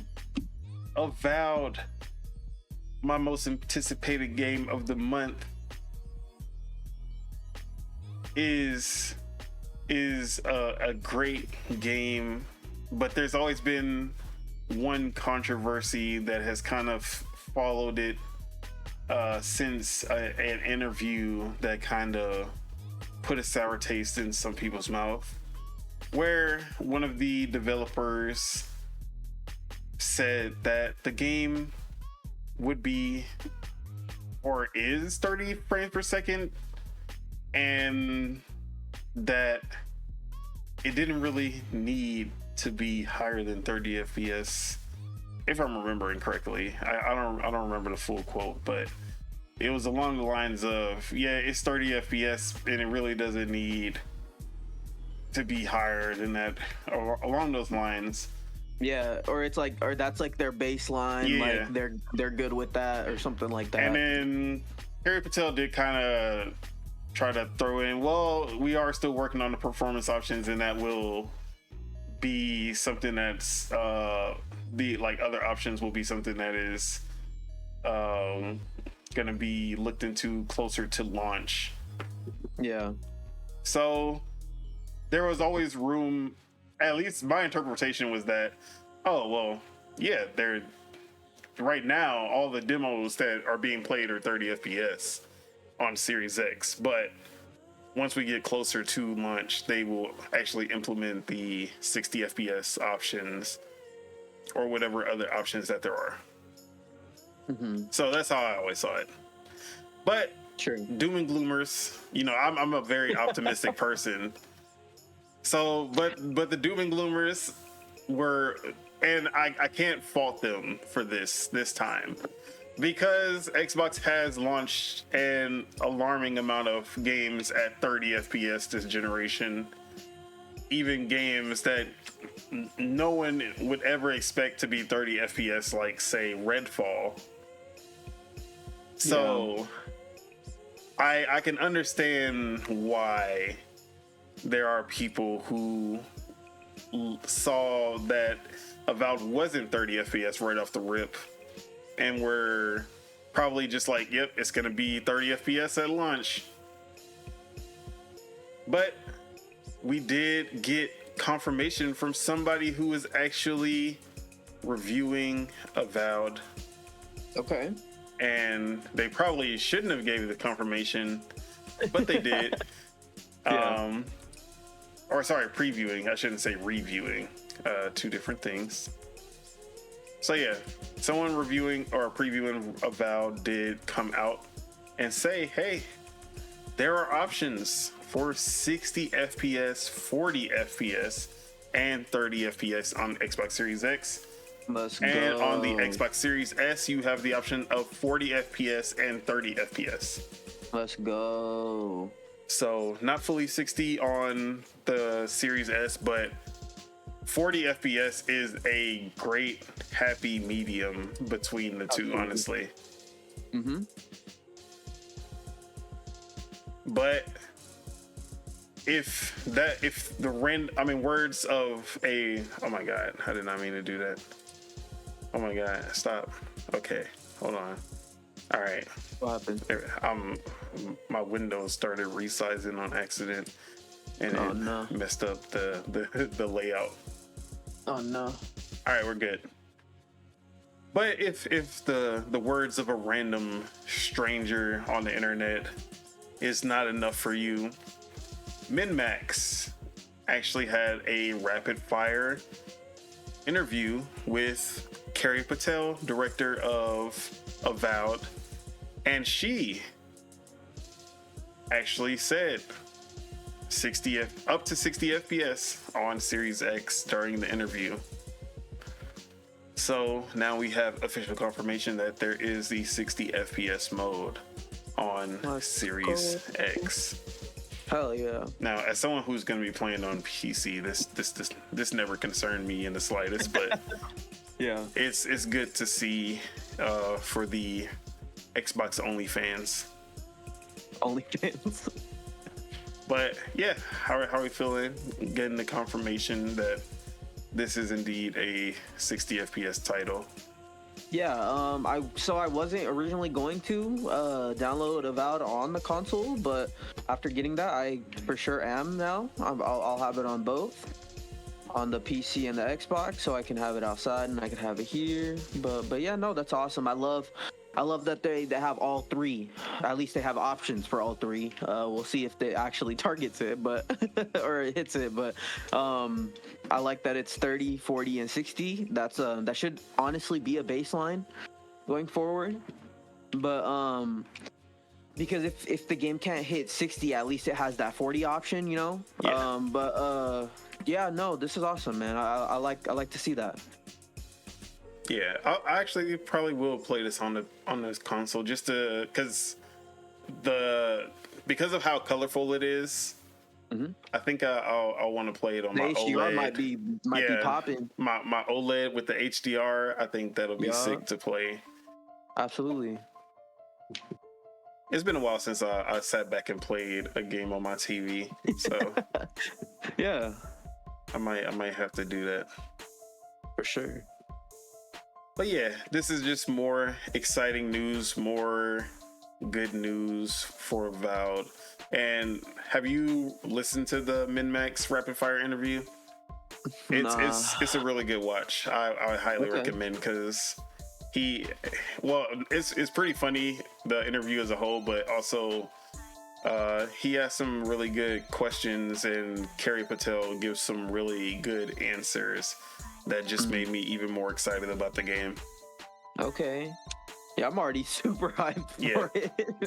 I'm so excited, man. This is gonna be a great month, man. I just hope that this game does well. I think it'll do as good, if not better, than the Outer Worlds. Okay. All right.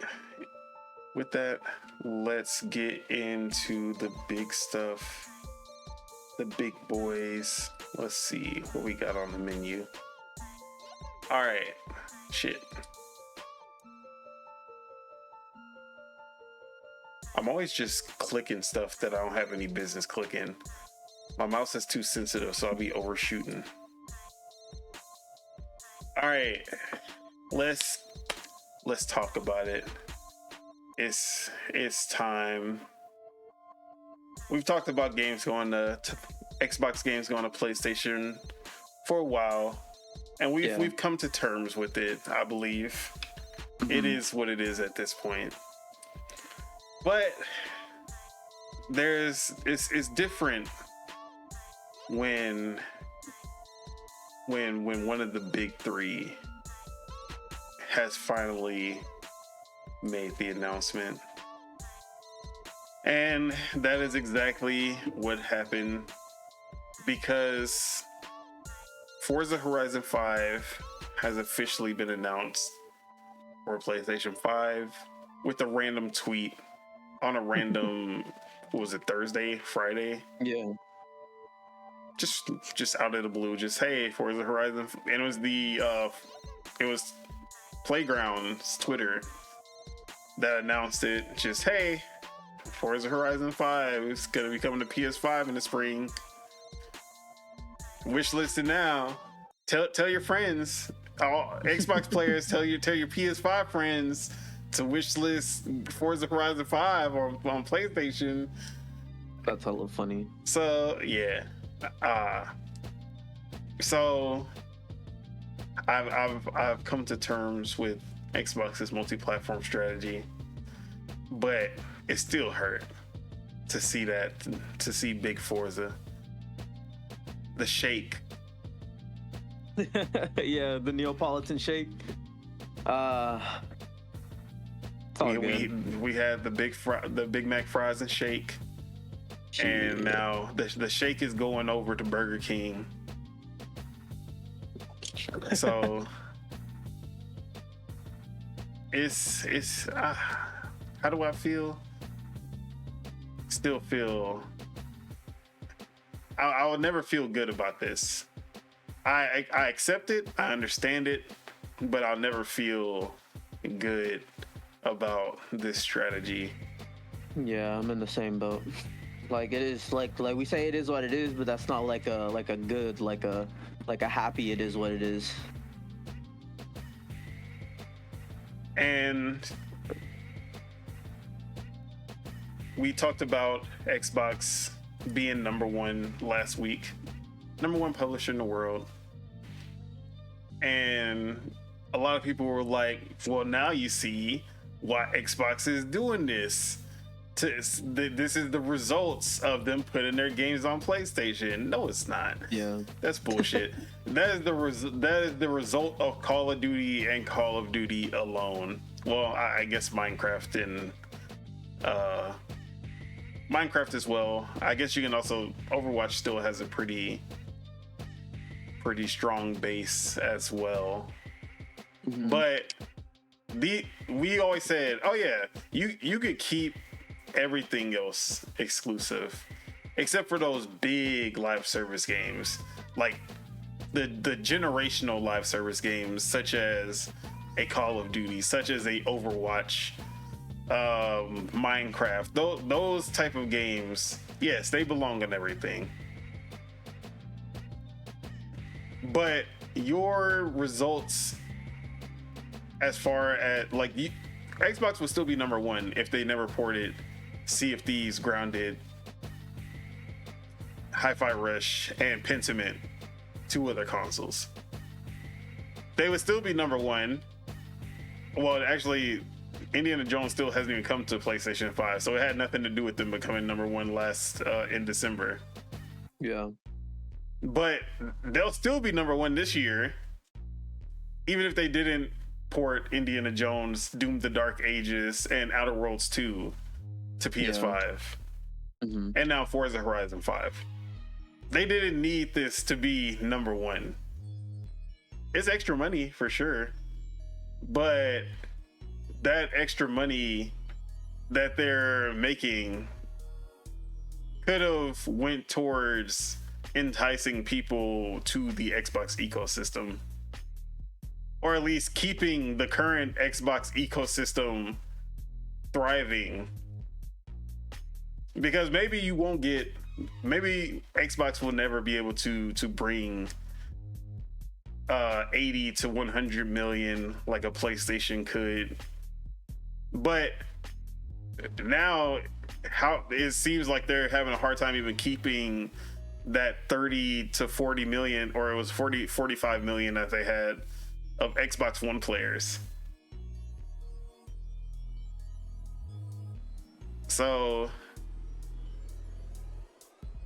I don't know. I'm not gonna go into the details of this argument too much because I've already said my piece on this many times. How I felt like this strategy would end up, but it doesn't end well for the console player. That's for sure.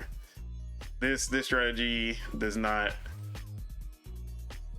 bode well for the future of the console gamer, the console Xbox gamer. Even with the next generation of Xbox guaranteed, I don't think that's not enough, basically.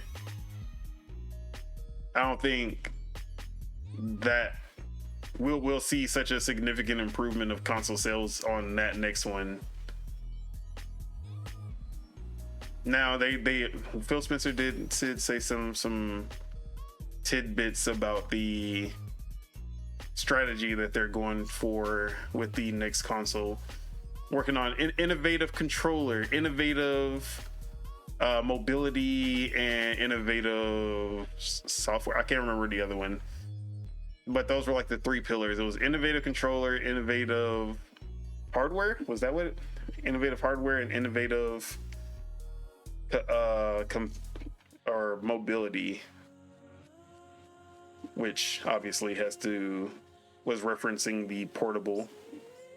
Let me see what it was. I have it bookmarked. Like maybe features, innovative features. Obviously, he's talking about AI.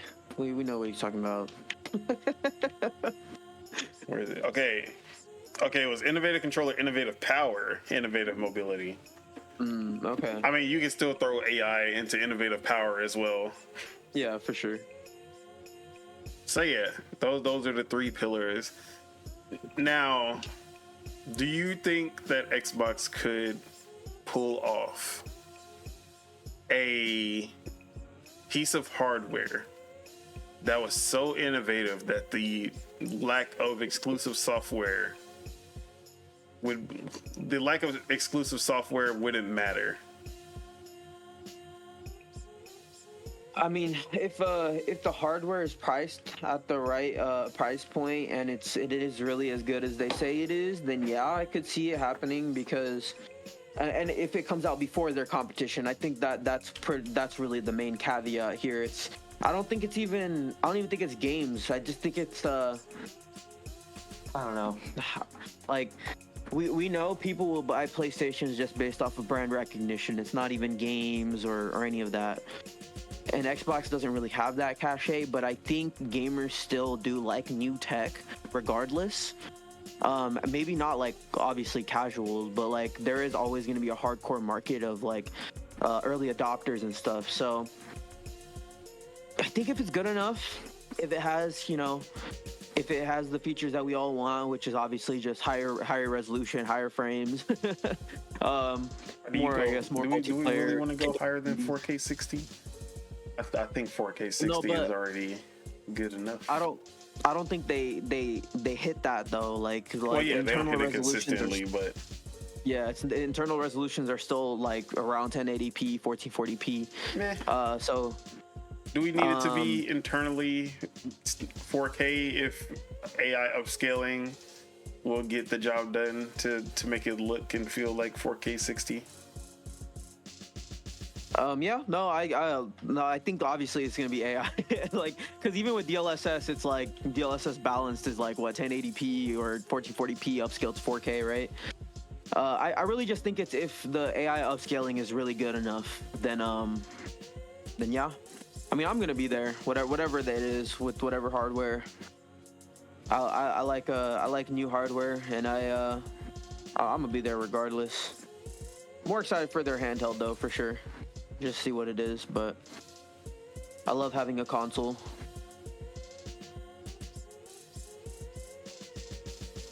I like new tech, so the idea of a new Xbox still intrigues me.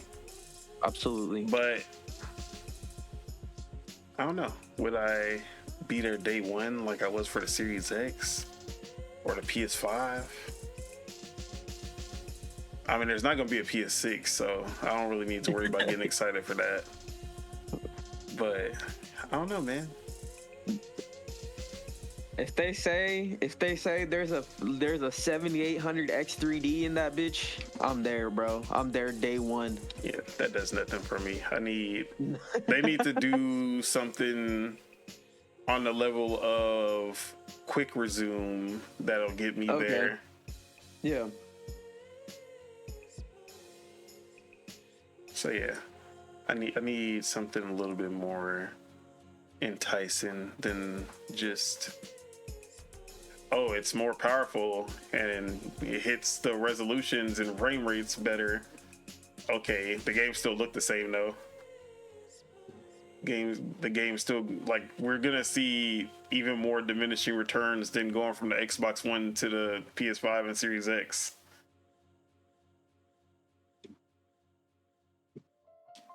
But yeah, there was another set of games that is also being ported. That was also just random tweets that came out, and that was Age of Mythology Retold and Age of Empires 2 Definitive Edition, both coming to PS5 sometime this year. They will feature content parity across all platforms as well as cross-play support. So yeah, that was not the only Xbox game to make the jump. Yeah. Definitely on a smaller scale. Definitely a lot more niche, especially console RTSs, not, and then PlayStation fan base especially, probably not the biggest fans, but they are really good games. We all know what that's for. That's for the Switch 2, bro. Yeah, we know what it's for. We about to see that big mouse outside. We gonna see it at the Switch 2 Direct. Look at this. Look, they gonna show the Xbox people playing on Xbox. This is so frustrating. And then they're like, big Switch outside, and then you gonna see them using. That was a terrible mouse movement. I look really stupid right now. Anyways, yeah.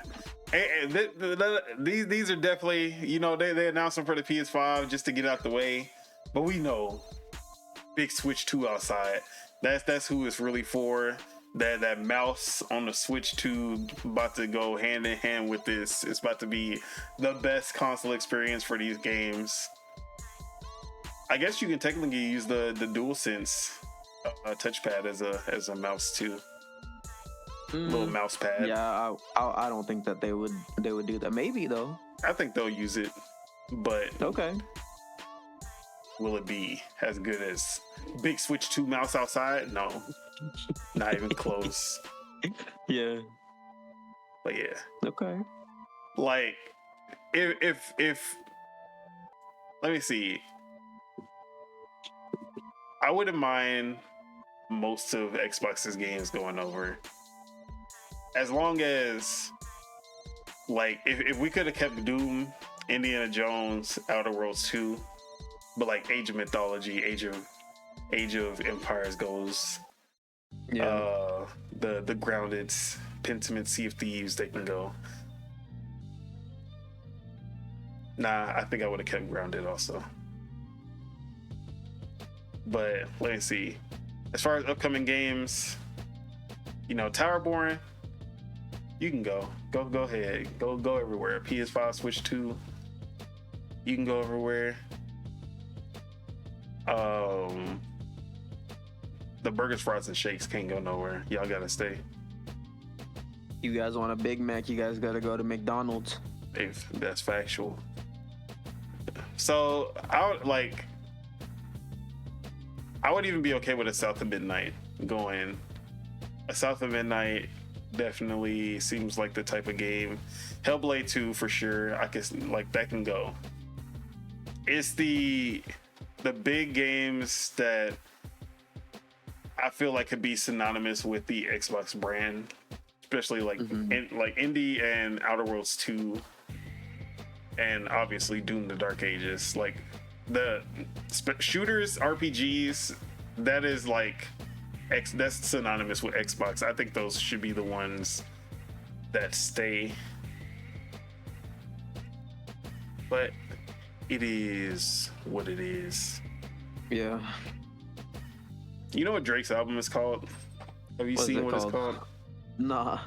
Playful Denial Sparks. Oh, actually, I'm not gonna lie to you. I'm so out of it that I thought that was the name of the album, but it was a headline. It said Drake's Playful Denial Sparks album announcement.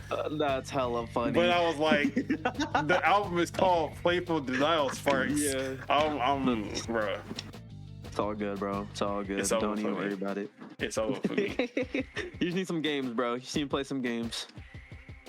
All right. But yeah, anything else you wanted to say on the Forza Horizon 5 topic or the whole strategy? And then of course we've had rumors of Halo and Gears, the Gears collection coming to PS5 and Halo Master Chief collection coming to Switch 2 and PS5. Yeah, I mean, like I said, we know what's gonna go. We know what's gonna happen. But shit, I mean, they could buy it full price. I ain't tripping. Yeah. That's really what it is at this point. Game Pass is the exclusive. Exactly. That is the reason to own an Xbox at the end of the day. Exactly. All right, let's move on to a new game that was announced. A big game. Oh shit. A big one. Battlefield is back. Battlefield is back, bro. And they are doing everything in their power to make sure that this game does not end up like 2042 or Battlefield 5. Wait, let's see. Battlefield 5, 2042? Yeah. So those were the last two. And they dropped the trailer, kind of having the devs talk about the game and showcase some gameplay from the pre-alpha that they're doing, pre-alpha footage. And it was looking good. It was looking like Battlefield, a lot more grounded, felt more Battlefield 3, Battlefield 4. I was like, okay, have big Vince Zampella, the GOAT, outside. Had to show his face because that's the only hope that we have as Battlefield fans. Vince Zampella, if you don't know, is the founder of Respawn Studios, creators of Titanfall, creators of Jedi Fallen Order, creators of Apex Legends. But before there was a Respawn, Vince Zampella was the creator of Call of Duty. Or wait, was he the creator of Call of Duty? I know he was the drive for Call of Duty 4 and everything happened, like Call of Duty 4 to Modern Warfare 2, I believe, was Vince Zampella. So he ushered in the era of the best Call of Duties, left and went to work for EA, started up Respawn Studio, made the amazing Titanfall 1 and 2, and now one of EA's biggest cash grabs, Apex Legends. And then he was like, I'm tired of making amazing first-person shooters. Let me just try my hand at making a single-player Star Wars game. And then he crushed that too. So Vince Zampella, he don't miss. Not once in his career has he missed. And now he is taking on the biggest challenge of his life, making sure Battlefield doesn't fail. Yeah. Which is that is a colossal task after the last two games. Yeah. But after watching this, I ain't gonna lie to you. They instilled some hope into me, bruh. They instilled some hope. So Battlefield Studios, 4 studios across the globe, one brand new visionary team. Battlefield Studios. This global united front combining 20 plus years of Battlefield experience with the best emerging talent in our industry is hard at work to shape the future of our franchise. Introducing Battlefield Labs. Enlist for Battlefield Labs and you may get called up to test and help us shape the future of Battlefield. So they go on to talk about Battlefield Labs, and it is basically a playtest. That is basically the generalization of it. A large scale playtest where you will be playing different builds of the new Battlefield up until launch to shape this game. I guess it'll be an early access period, but it's not open to everyone. It is for the people who are selected. So you will get so actually let me just read this. What is Battlefield Labs? Battlefield Labs is our most ambitious community development collaboration ever, where a select number of fans will step inside the war room, Registration is now open. While we encourage everyone to register, space will be limited. And yeah, so it's just a playtest, kind of like I actually equate it to what they've been doing with the EA Skate playtest, but just doing this now for Battlefield.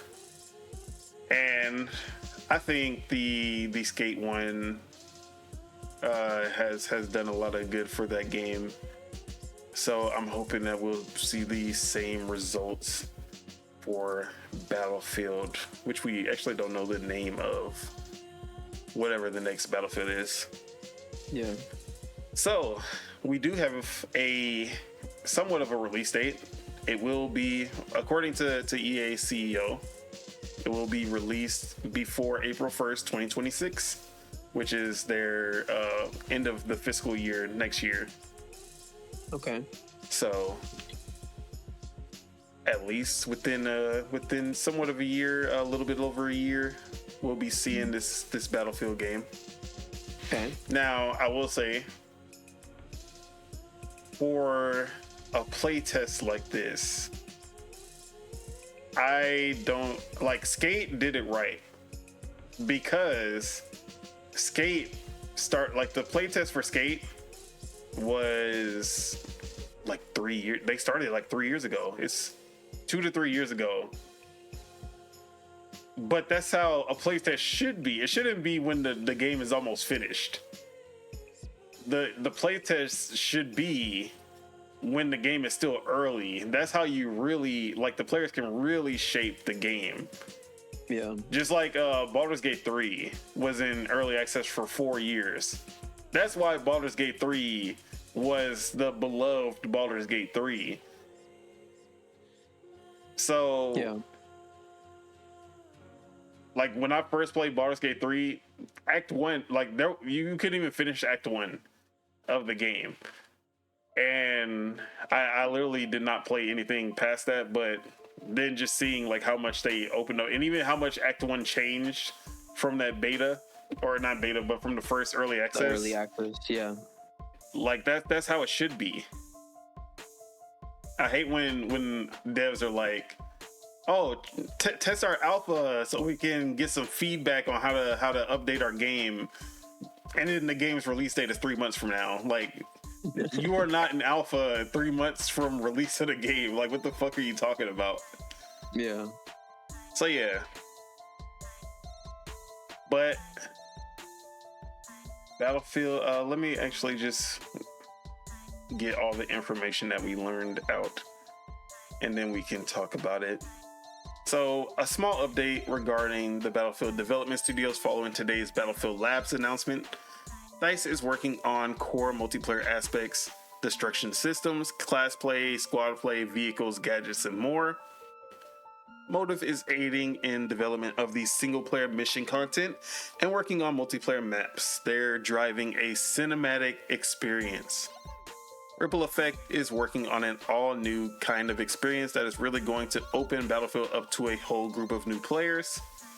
Criterion is mainly focused on the single-player experience campaign to help bring Battlefield's story to life. So these are the 4 that make up Battlefield Studios. DICE, obviously, they're the main developer of Battlefield. Motive, Criterion has always helped with Battlefield, but I'm actually surprised that they're working on the campaign. I expected them to just be doing more of the vehicle work like they usually do. Mm-hmm. So that was a little surprising to see. Motive working on single player. We've seen what Motive can do. They did a really good campaign on Star Wars Battlefront 2, and they also made Dead Space Remake. So Motive is definitely the one to be working on single player. And then Ripple Effect, whatever that's basically their Halo Tatanka mode, where they're doing some kind of large scale side mode that will go alongside Battlefield. Most likely be free to play. So I'm excited to see what that is. And what else do we got? Okay. Charlie Intel. No, that's basically just summarizing everything I just said. But yeah, we got some gameplay from the pre-alpha. Let me put that on the screen, and it looks really good. So this is the pre-alpha gameplay. Very small snippet, but first thing, destructibility just seems like it's back to that Battlefield 3 and 4 level that we've been hoping for. Yeah. Yeah, I'm very excited. But have you been a Battlefield fan previously? Yeah, I played my first Battlefield game was Bad Company 2 on the PS3, I think. And then after that, I played pretty much every single one except for Battlefield 5, and I didn't really play Battlefield 2042 either. But I played Bad Company 2, Battlefield 3, Battlefield 4. I even played that one. I forgot what it was called. It was like it was supposed to be kind of more like Payday. Oh yeah. Battlefield Hardline. Yeah. Battlefield Hardline. That one was actually pretty good. Yeah, it was actually People it slept was on fun. that. For sure. I played that one. I played I think that's all of them. But I thought the made campaigns. that? I remember they closed down because of that game. Visceral. Yeah, and I was like, bro, like that game was so good, but yeah, reviewers definitely. That was back when reviewers could really just tank your game because there wasn't like content creation and streamers and all that did like it was really like you go on IGN, you look at the reviews. Oh, them reviews is bad. Bet this game is ass. Not buying it. Like that's really how it used to be back in the day. Reviews could make or break a game. That game deserved more than what it got. For sure. But yeah, it looked good. The only thing that I don't like that they do with Battlefield is that they show it off as a super serious game, even though like inside the matches it can be like sometimes like hella goofy. Like yeah, it can be serious. Like yeah, like we're squad based and stuff, but like there are moments in Battlefield that are like just like fun and goofy, like strapping C4 to shit and just like throwing your car into a building or like into opponents or something like something crazy like that. I kind of want them to show off their games in more of like a fun light instead of it being super serious. But there's that. I'm also curious to see what they do with vehicles, especially air vehicles. If they're something that you can like go and get, or if they're only something that you can get via. I know like the menus or whatever. Yeah, like that's what I'm curious about. But it looks good though. And yeah, I'm with you with Vince Zampella. He's good. Whatever he touches is usually good. So hopefully this one lands, and hopefully it works and it's functional day one. Yeah. I don't remember 2042 really having any issues at launch besides it just being a bad game. So that's a good sign at least. For sure. We do have confirmation, even though it's such a terrible thing that this needs to be confirmed. But scoreboards will be there at launch. And I know that was such a tough feature to get into the game. Like it probably took at least 150 devs working 80-hour weeks just to get that running. But yeah, scoreboards are in the game at launch. Hallelujah. So yeah, everything they've said about this game and And now everything that they've shown is looking good. Now, did you try to sign up for Battlefield Labs? Nah. All right. Let me tell you, bro. Let me tell you, bro. Let me tell you, bro. Bro, let me tell you.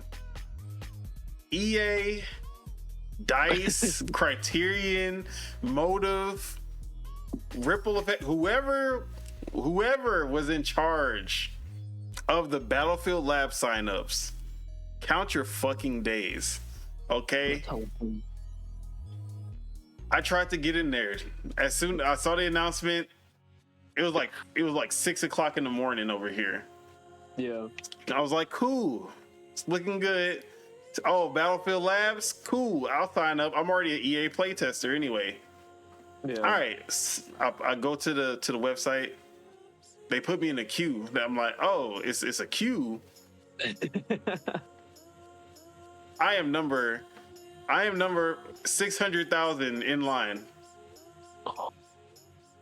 600,000? It's gonna be more than an hour to get in, bro. No. So I'm like, oh well, maybe it's gonna move fast because it's just a sign up. Like it can't be that bad, bro. I'm checking every hour. Oh, now you 580,000. Another hour. Oh, you 550,000. I'm like, are you serious right now? And then I'm looking at like the full line, and it's like, oh yeah, like there's over 1 million people in line in the queue. I'm like, there's no fucking way this is true. So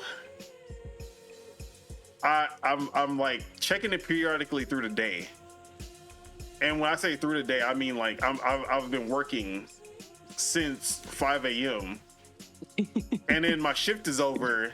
I'm halfway through the line, and then like at some point, I'm winding down for the day and I forget about it. And then at the end of the day, I'm like, oh shit, the queue. I look. Oh, you were at the front of the line, but you didn't do anything in time. No. You got pushed back to the back of the line. I'm like, fuck. Okay, where am I in the line? You are now 1,130,000. Like y'all. So then, okay, now I'm back in the queue. 5 o'clock in the morning this time. I'm like, maybe there's a lot of people who aren't paid, bro. The whole day, I get back to look, it's the end of the day. I'm at 90,000, bro. 90,000. I'm like, okay, cool. I'm about to get in. I'm cooking dinner for my girl. Made some fish tacos. They was fire. Eat my dinner, enjoying myself, watching Ugly Betty with my girl. It was my girl's idea. It's not me. It's a good show. Y'all should watch it. Anyways. Oh shit. My phone. I look at the queue. Oh, you were at the front of the line. You gotta get to the back of the line again. Oh my god. Fuck, dude. So I get back into the line. But now it's 2 million. No.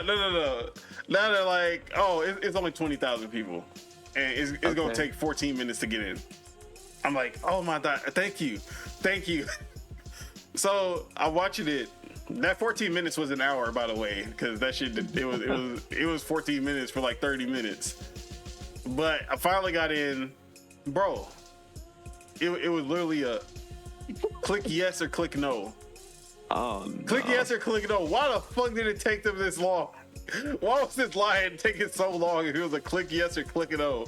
You put your email, or I guess you have to sign in. You sign in if you didn't have an account. I guess you have to create an account. But I already had an account. I was already a playtester, so I just pressed yes to sign up, and then that was it.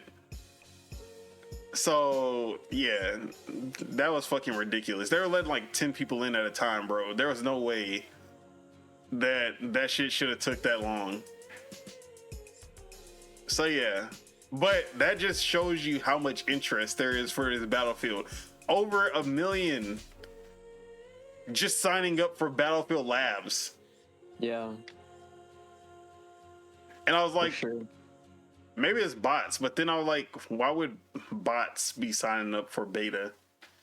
Like, I can understand if this was like they're trying to purchase something that they could sell. But I don't know. So yeah, that was my experience trying to sign up for Labs. I'm pretty sure if you try to sign up now, you just get straight into the website. Damn. So the people who waited, they didn't have to struggle like me. But yeah, hopefully since I have experience with EA playtesting, I'll be picked. Hopefully. But yeah, man, big Battlefield back outside. It actually feels like they're trying to make a. Oh, they also confirmed that Battlefield Portal will return in this game, and that will be your hub for playing old Battlefield maps. So the core Battlefield experience will be all new maps, but if you want to play some classic maps, you can go to Battlefield Portal to play those. And I think that is a really good idea that Call of Duty should also look into, because they like to add a lot of old maps, but sometimes they just don't go with the play style of the newer map. Like Modern Warfare 3, playing on those Modern Warfare 2 maps on Modern Warfare 3, they did not mesh with the gameplay of Modern Warfare 3. It was a bad experience. So I think there should be a separate mode for playing the classic maps. So I like that idea from Battlefield. But it feels like Battlefield is trying, like it literally feels like they're going for that Call of Duty HQ experience where they'll have their own, it might not be a battle royale, but Ripple Effect will be making their large scale mode, whatever it is supposed to be. They have the campaign, they have their multiplayer, their core experience, and you have all of these studios working in tandem to make sure that each one of these comes out perfect or in a good condition. I like seeing this. I feel like this is also the last chance for Battlefield. Like, this is their all or nothing. Yeah, I can see that. This is like the Fire Emblem Awakening moment of, we're gonna throw everything that we're gonna make sure that this is the greatest Battlefield experience ever. And if this isn't enough to bring Battlefield back, then Battlefield was not meant to be. It wasn't meant to be. That's basically where we're at. Yeah, I could see that too. For sure.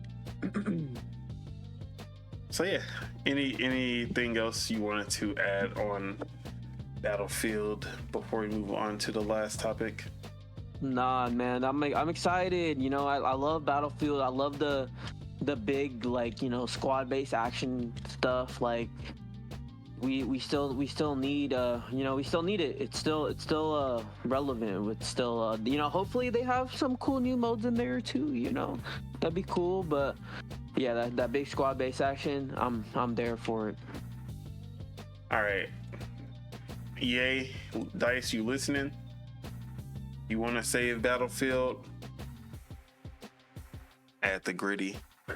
Right foot creep, walking with that heat, looking around, hey. Nah, I mean, hit that gritty. If you can hit the gritty after blowing up a building and getting 6 kills, come on, man. You know what to do, EA. Y'all just don't want to listen, bruh. I would save that game. Bruh. I would save that game. Actually, I have a little closing segment for this. Do we think it's gonna be free to play or? Not the full game. I think it's good. They're literally going to do the college. I think they will have that Ripple Effect mode free to play. But the core experience will be paid. And okay. You know what? I'm gonna do a prediction, bruh. Okay. Here come big prediction. Hell yeah. All right. If this Battlefield is successful, if this Battlefield is successful, Yeah. they're gonna switch to a yearly release. Oh. It's gonna be a yearly cadence. Criterion, we're never seeing another Need for Speed game for a long time. I don't think Criterion is walking outside anytime soon. They like, if this Battlefield is successful, Battlefield will be a yearly experience. And maybe not like, oh, it's Battlefield 6 and then, or I guess it'd be 7. Like, it's Battlefield 6 or 7. No, it'd be 6 because they don't skip numbers. So it's Battlefield 6, and then next year we'll see Battlefield 2045, and then we'll see Battlefield 7. I think it'll be more of a yearly upgrade, like where there's like, here's a new campaign DLC, and here's a new map, like they'll have a full slate of new maps that comes out also, and whatever the ripple effect mode is, they'll have a huge update. So like, it won't be a full-on new game that's retail price, but they'll sell an expansion or some kind of new DLC that will be your yearly experience, or it'll be a full game because it is still EA. They love money just as much as Activision. Yeah, for sure. But I think that they just needed a base to work off of to be able to do the yearly releases.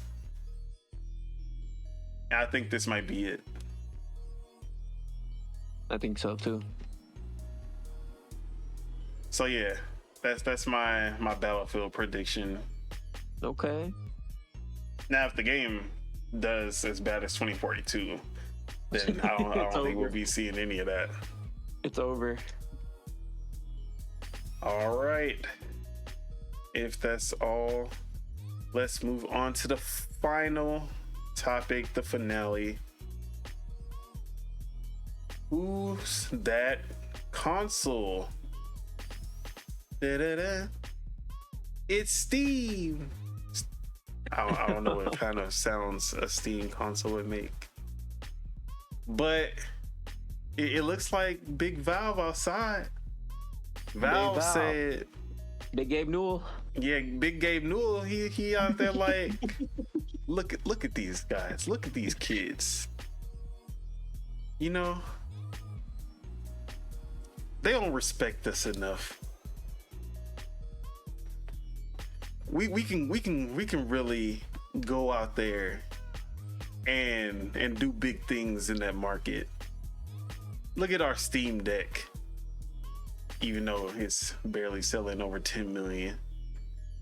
No, I don't even think it has hit 5, no? Nah, it's hit 10. Oh, okay. Barely selling 10 million, but that's with our hands tied behind our back. We're not even trying. Steam Deck was just an experiment. What if we put one of them consoles under them TVs?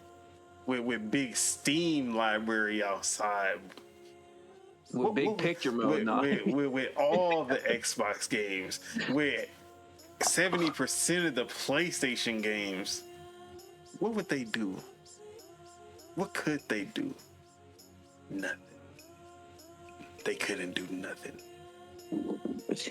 Big Gabe outside, he said, Xbox, I love you. Actually, Xbox don't care. They already put in the game. Xbox like, yeah, go ahead, Steam. We'll back you up. We gonna give you all the games. And then big PlayStation like, damn, we can't stop putting our games on PC now. But now we gonna have a rival console with our games on it. So let's read Insider Gaming's article. Now I'm gonna I see something, and I'm gonna pretend that I didn't see what I just saw in this article. So if you pull up the article, you'll see what I'm talking about, because Sure. this is actually funny that I did not see this until now. Article. So late last year, rumors surfaced regarding a development Steam-based console being built by Valve. It was claimed that the device was being designed alongside new iterations of the Steam controller and a fresh VR headset. On social media, tech insiders were mulling over proposed specs for a Steam console, but of course, the claims were not addressed by Valve. Today, fresh rumors have hit the airwaves, with Ecstasis commenting on social media and uploading a video about the very spicy claim that the rumored Steam console will compete with PS5 and Xbox Series consoles. On social media, Ecstasis wrote, "New Steam console? Very spicy with Valve. It already seems that a new Steam console is coming that competes against PS5 and Xbox in the future. Thanks to Handle Deck, we have learned that Valve works closely with AMD and its RDNA 4 technologies." In a follow-up video, Ecstasis expanded on the rumor, but I don't speak Spanish, so perhaps you'll have better luck breaking this down. Valve has had plenty of success with the Steam Deck, which is considered one of the best handheld gaming devices on the market, but would the tech titans see the same results with a home console? It would be welcoming competition, but it could skew the existing market. For instance, it could prevent PlayStation from launching further exclusives on PC, as anyone with a Steam console could play them there as opposed to buying a PlayStation console to get that traditional home gaming experience. It could also be another flop, just like the Steam machines that Valve tried to launch several years ago. It's important to stress that these rumors are to be taken with a pinch of salt until Valve confirms what's happening behind the scenes. The cards are being played very close to the chest of this gaming giant, so we'll have to see what happens in the due course. Alright, now, since this article came out, there has been an update that I'm literally just seeing, where now they say debunked, and there is an update saying on social media, Pierre-Luc Graphite, I butchered this man's name. Pierre-Luc Graphais, I guess. A key architect at Valve and a lead developer of Steam OS for the Steam Deck has spoken on the rumors. While responding to a post claiming that Valve is not working on a Steam console, Graphais wrote, "There's nothing meaningful to read into there. This effectively eradicates these rumors." So it seems like an architect at Valve came out and debunked these rumors. But at the same time, I guess this is more debunking Ecstasis' rumor. But there has been rumors previous to this that Valve is looking to get into the console market. And I always thought that this Steam machines, they tried, but it was not the right time for that.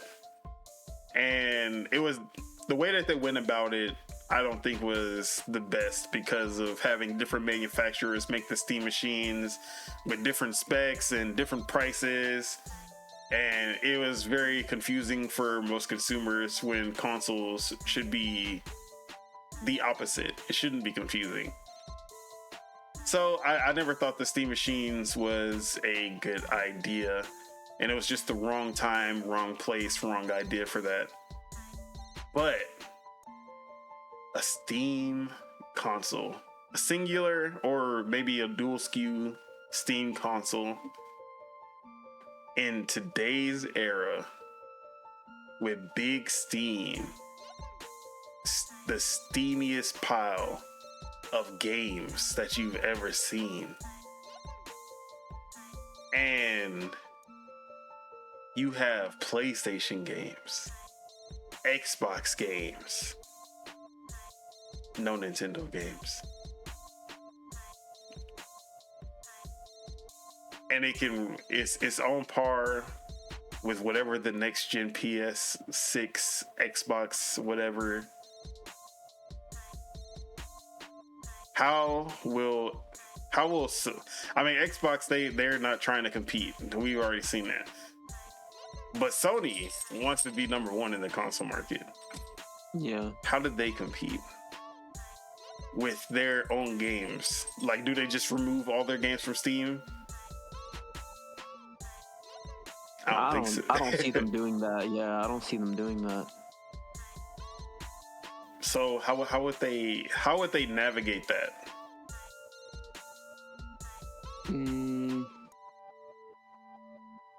I don't know. Maybe.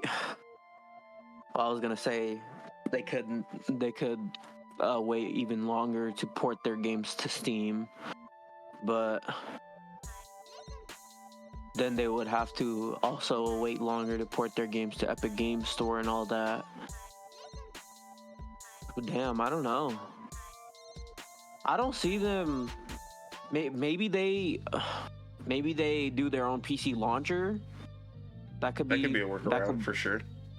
That could be a workaround. But maybe they could be like. At the same time, that's gonna cut their sales on PC, like, by magnitudes. Honestly, we see how much a PC gamer will avoid Epic Game Store. Now you or the PC Game Pass app. Yeah. Now you add in someone who offers nothing. Because look at this. Epic Game Store, you get a free game. Free literal free games to own. Not just for the month or not just for a little bit. You get literal free games to own. And they still don't care.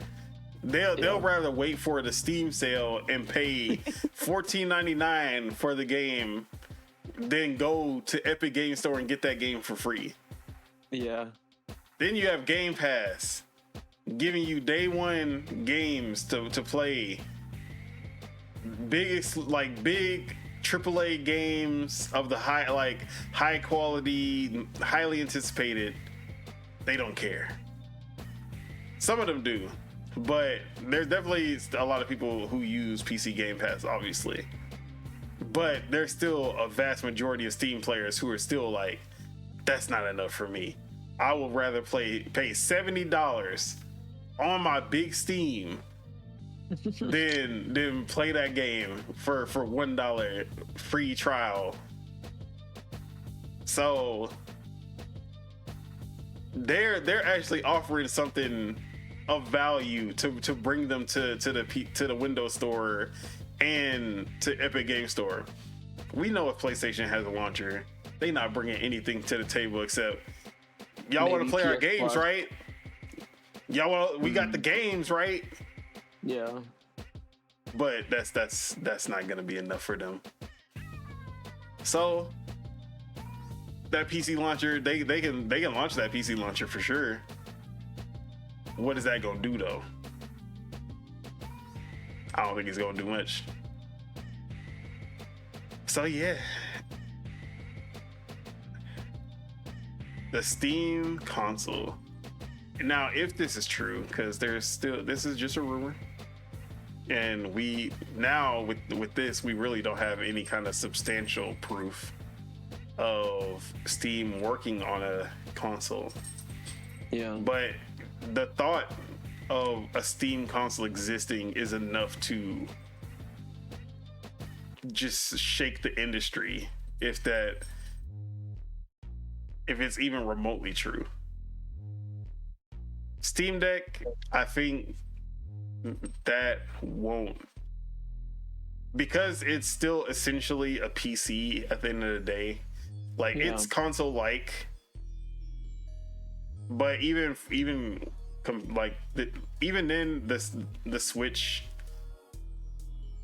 and Nintendo are just so dominant in handhelds that the casual will probably never be enticed into a Steam Deck. But tell a consumer that, hey, we got God of War over here.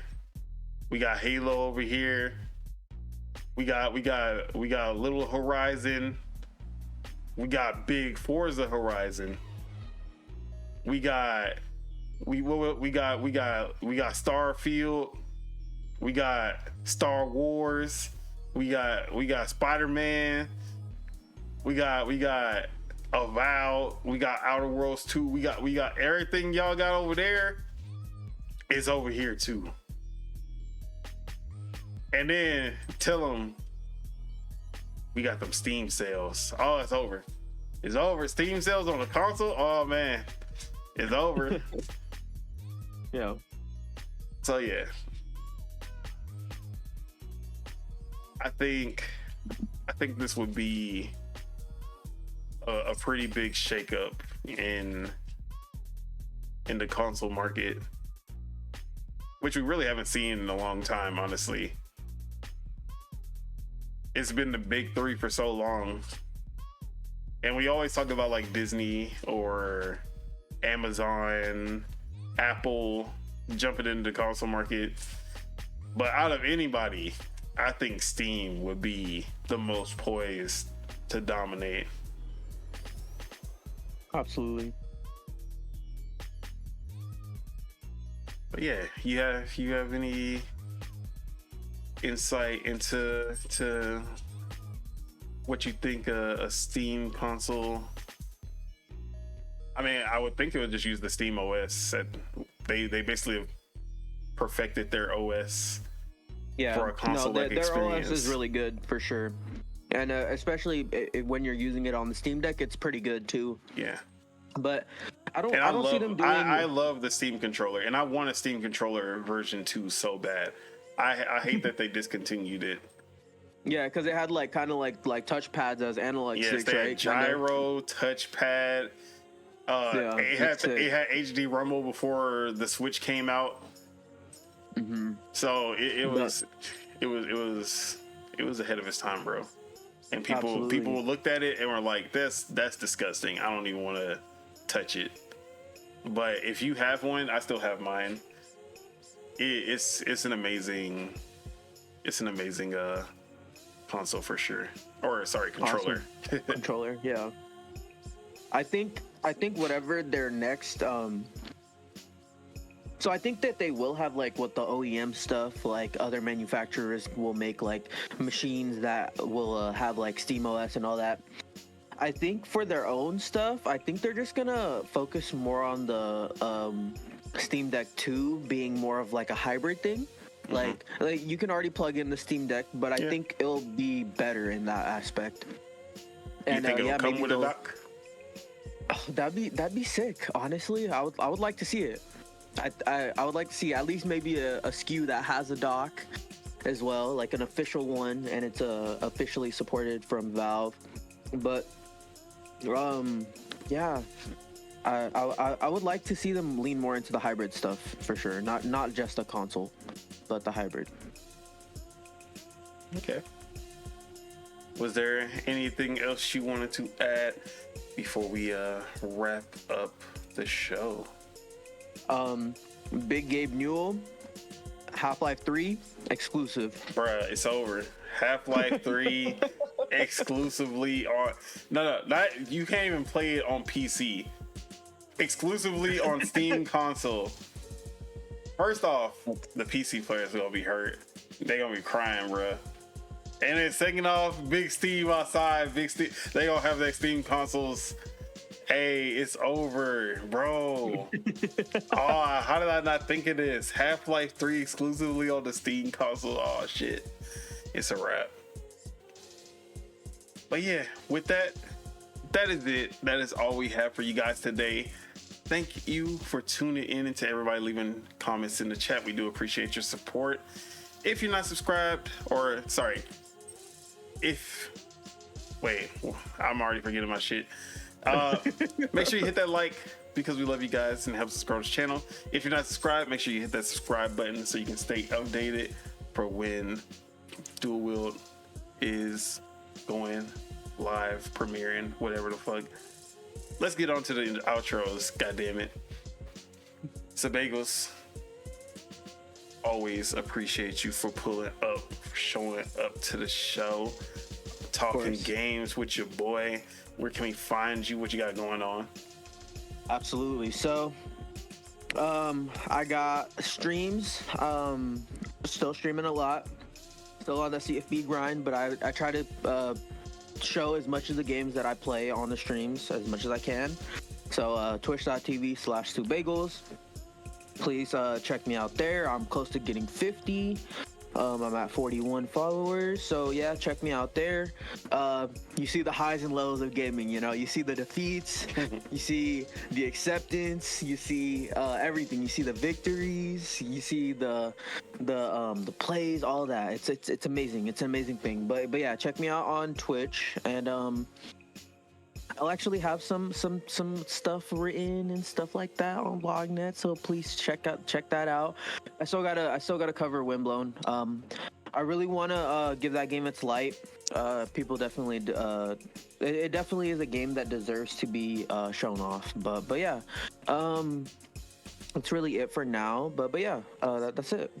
That's all I got to plug. All right.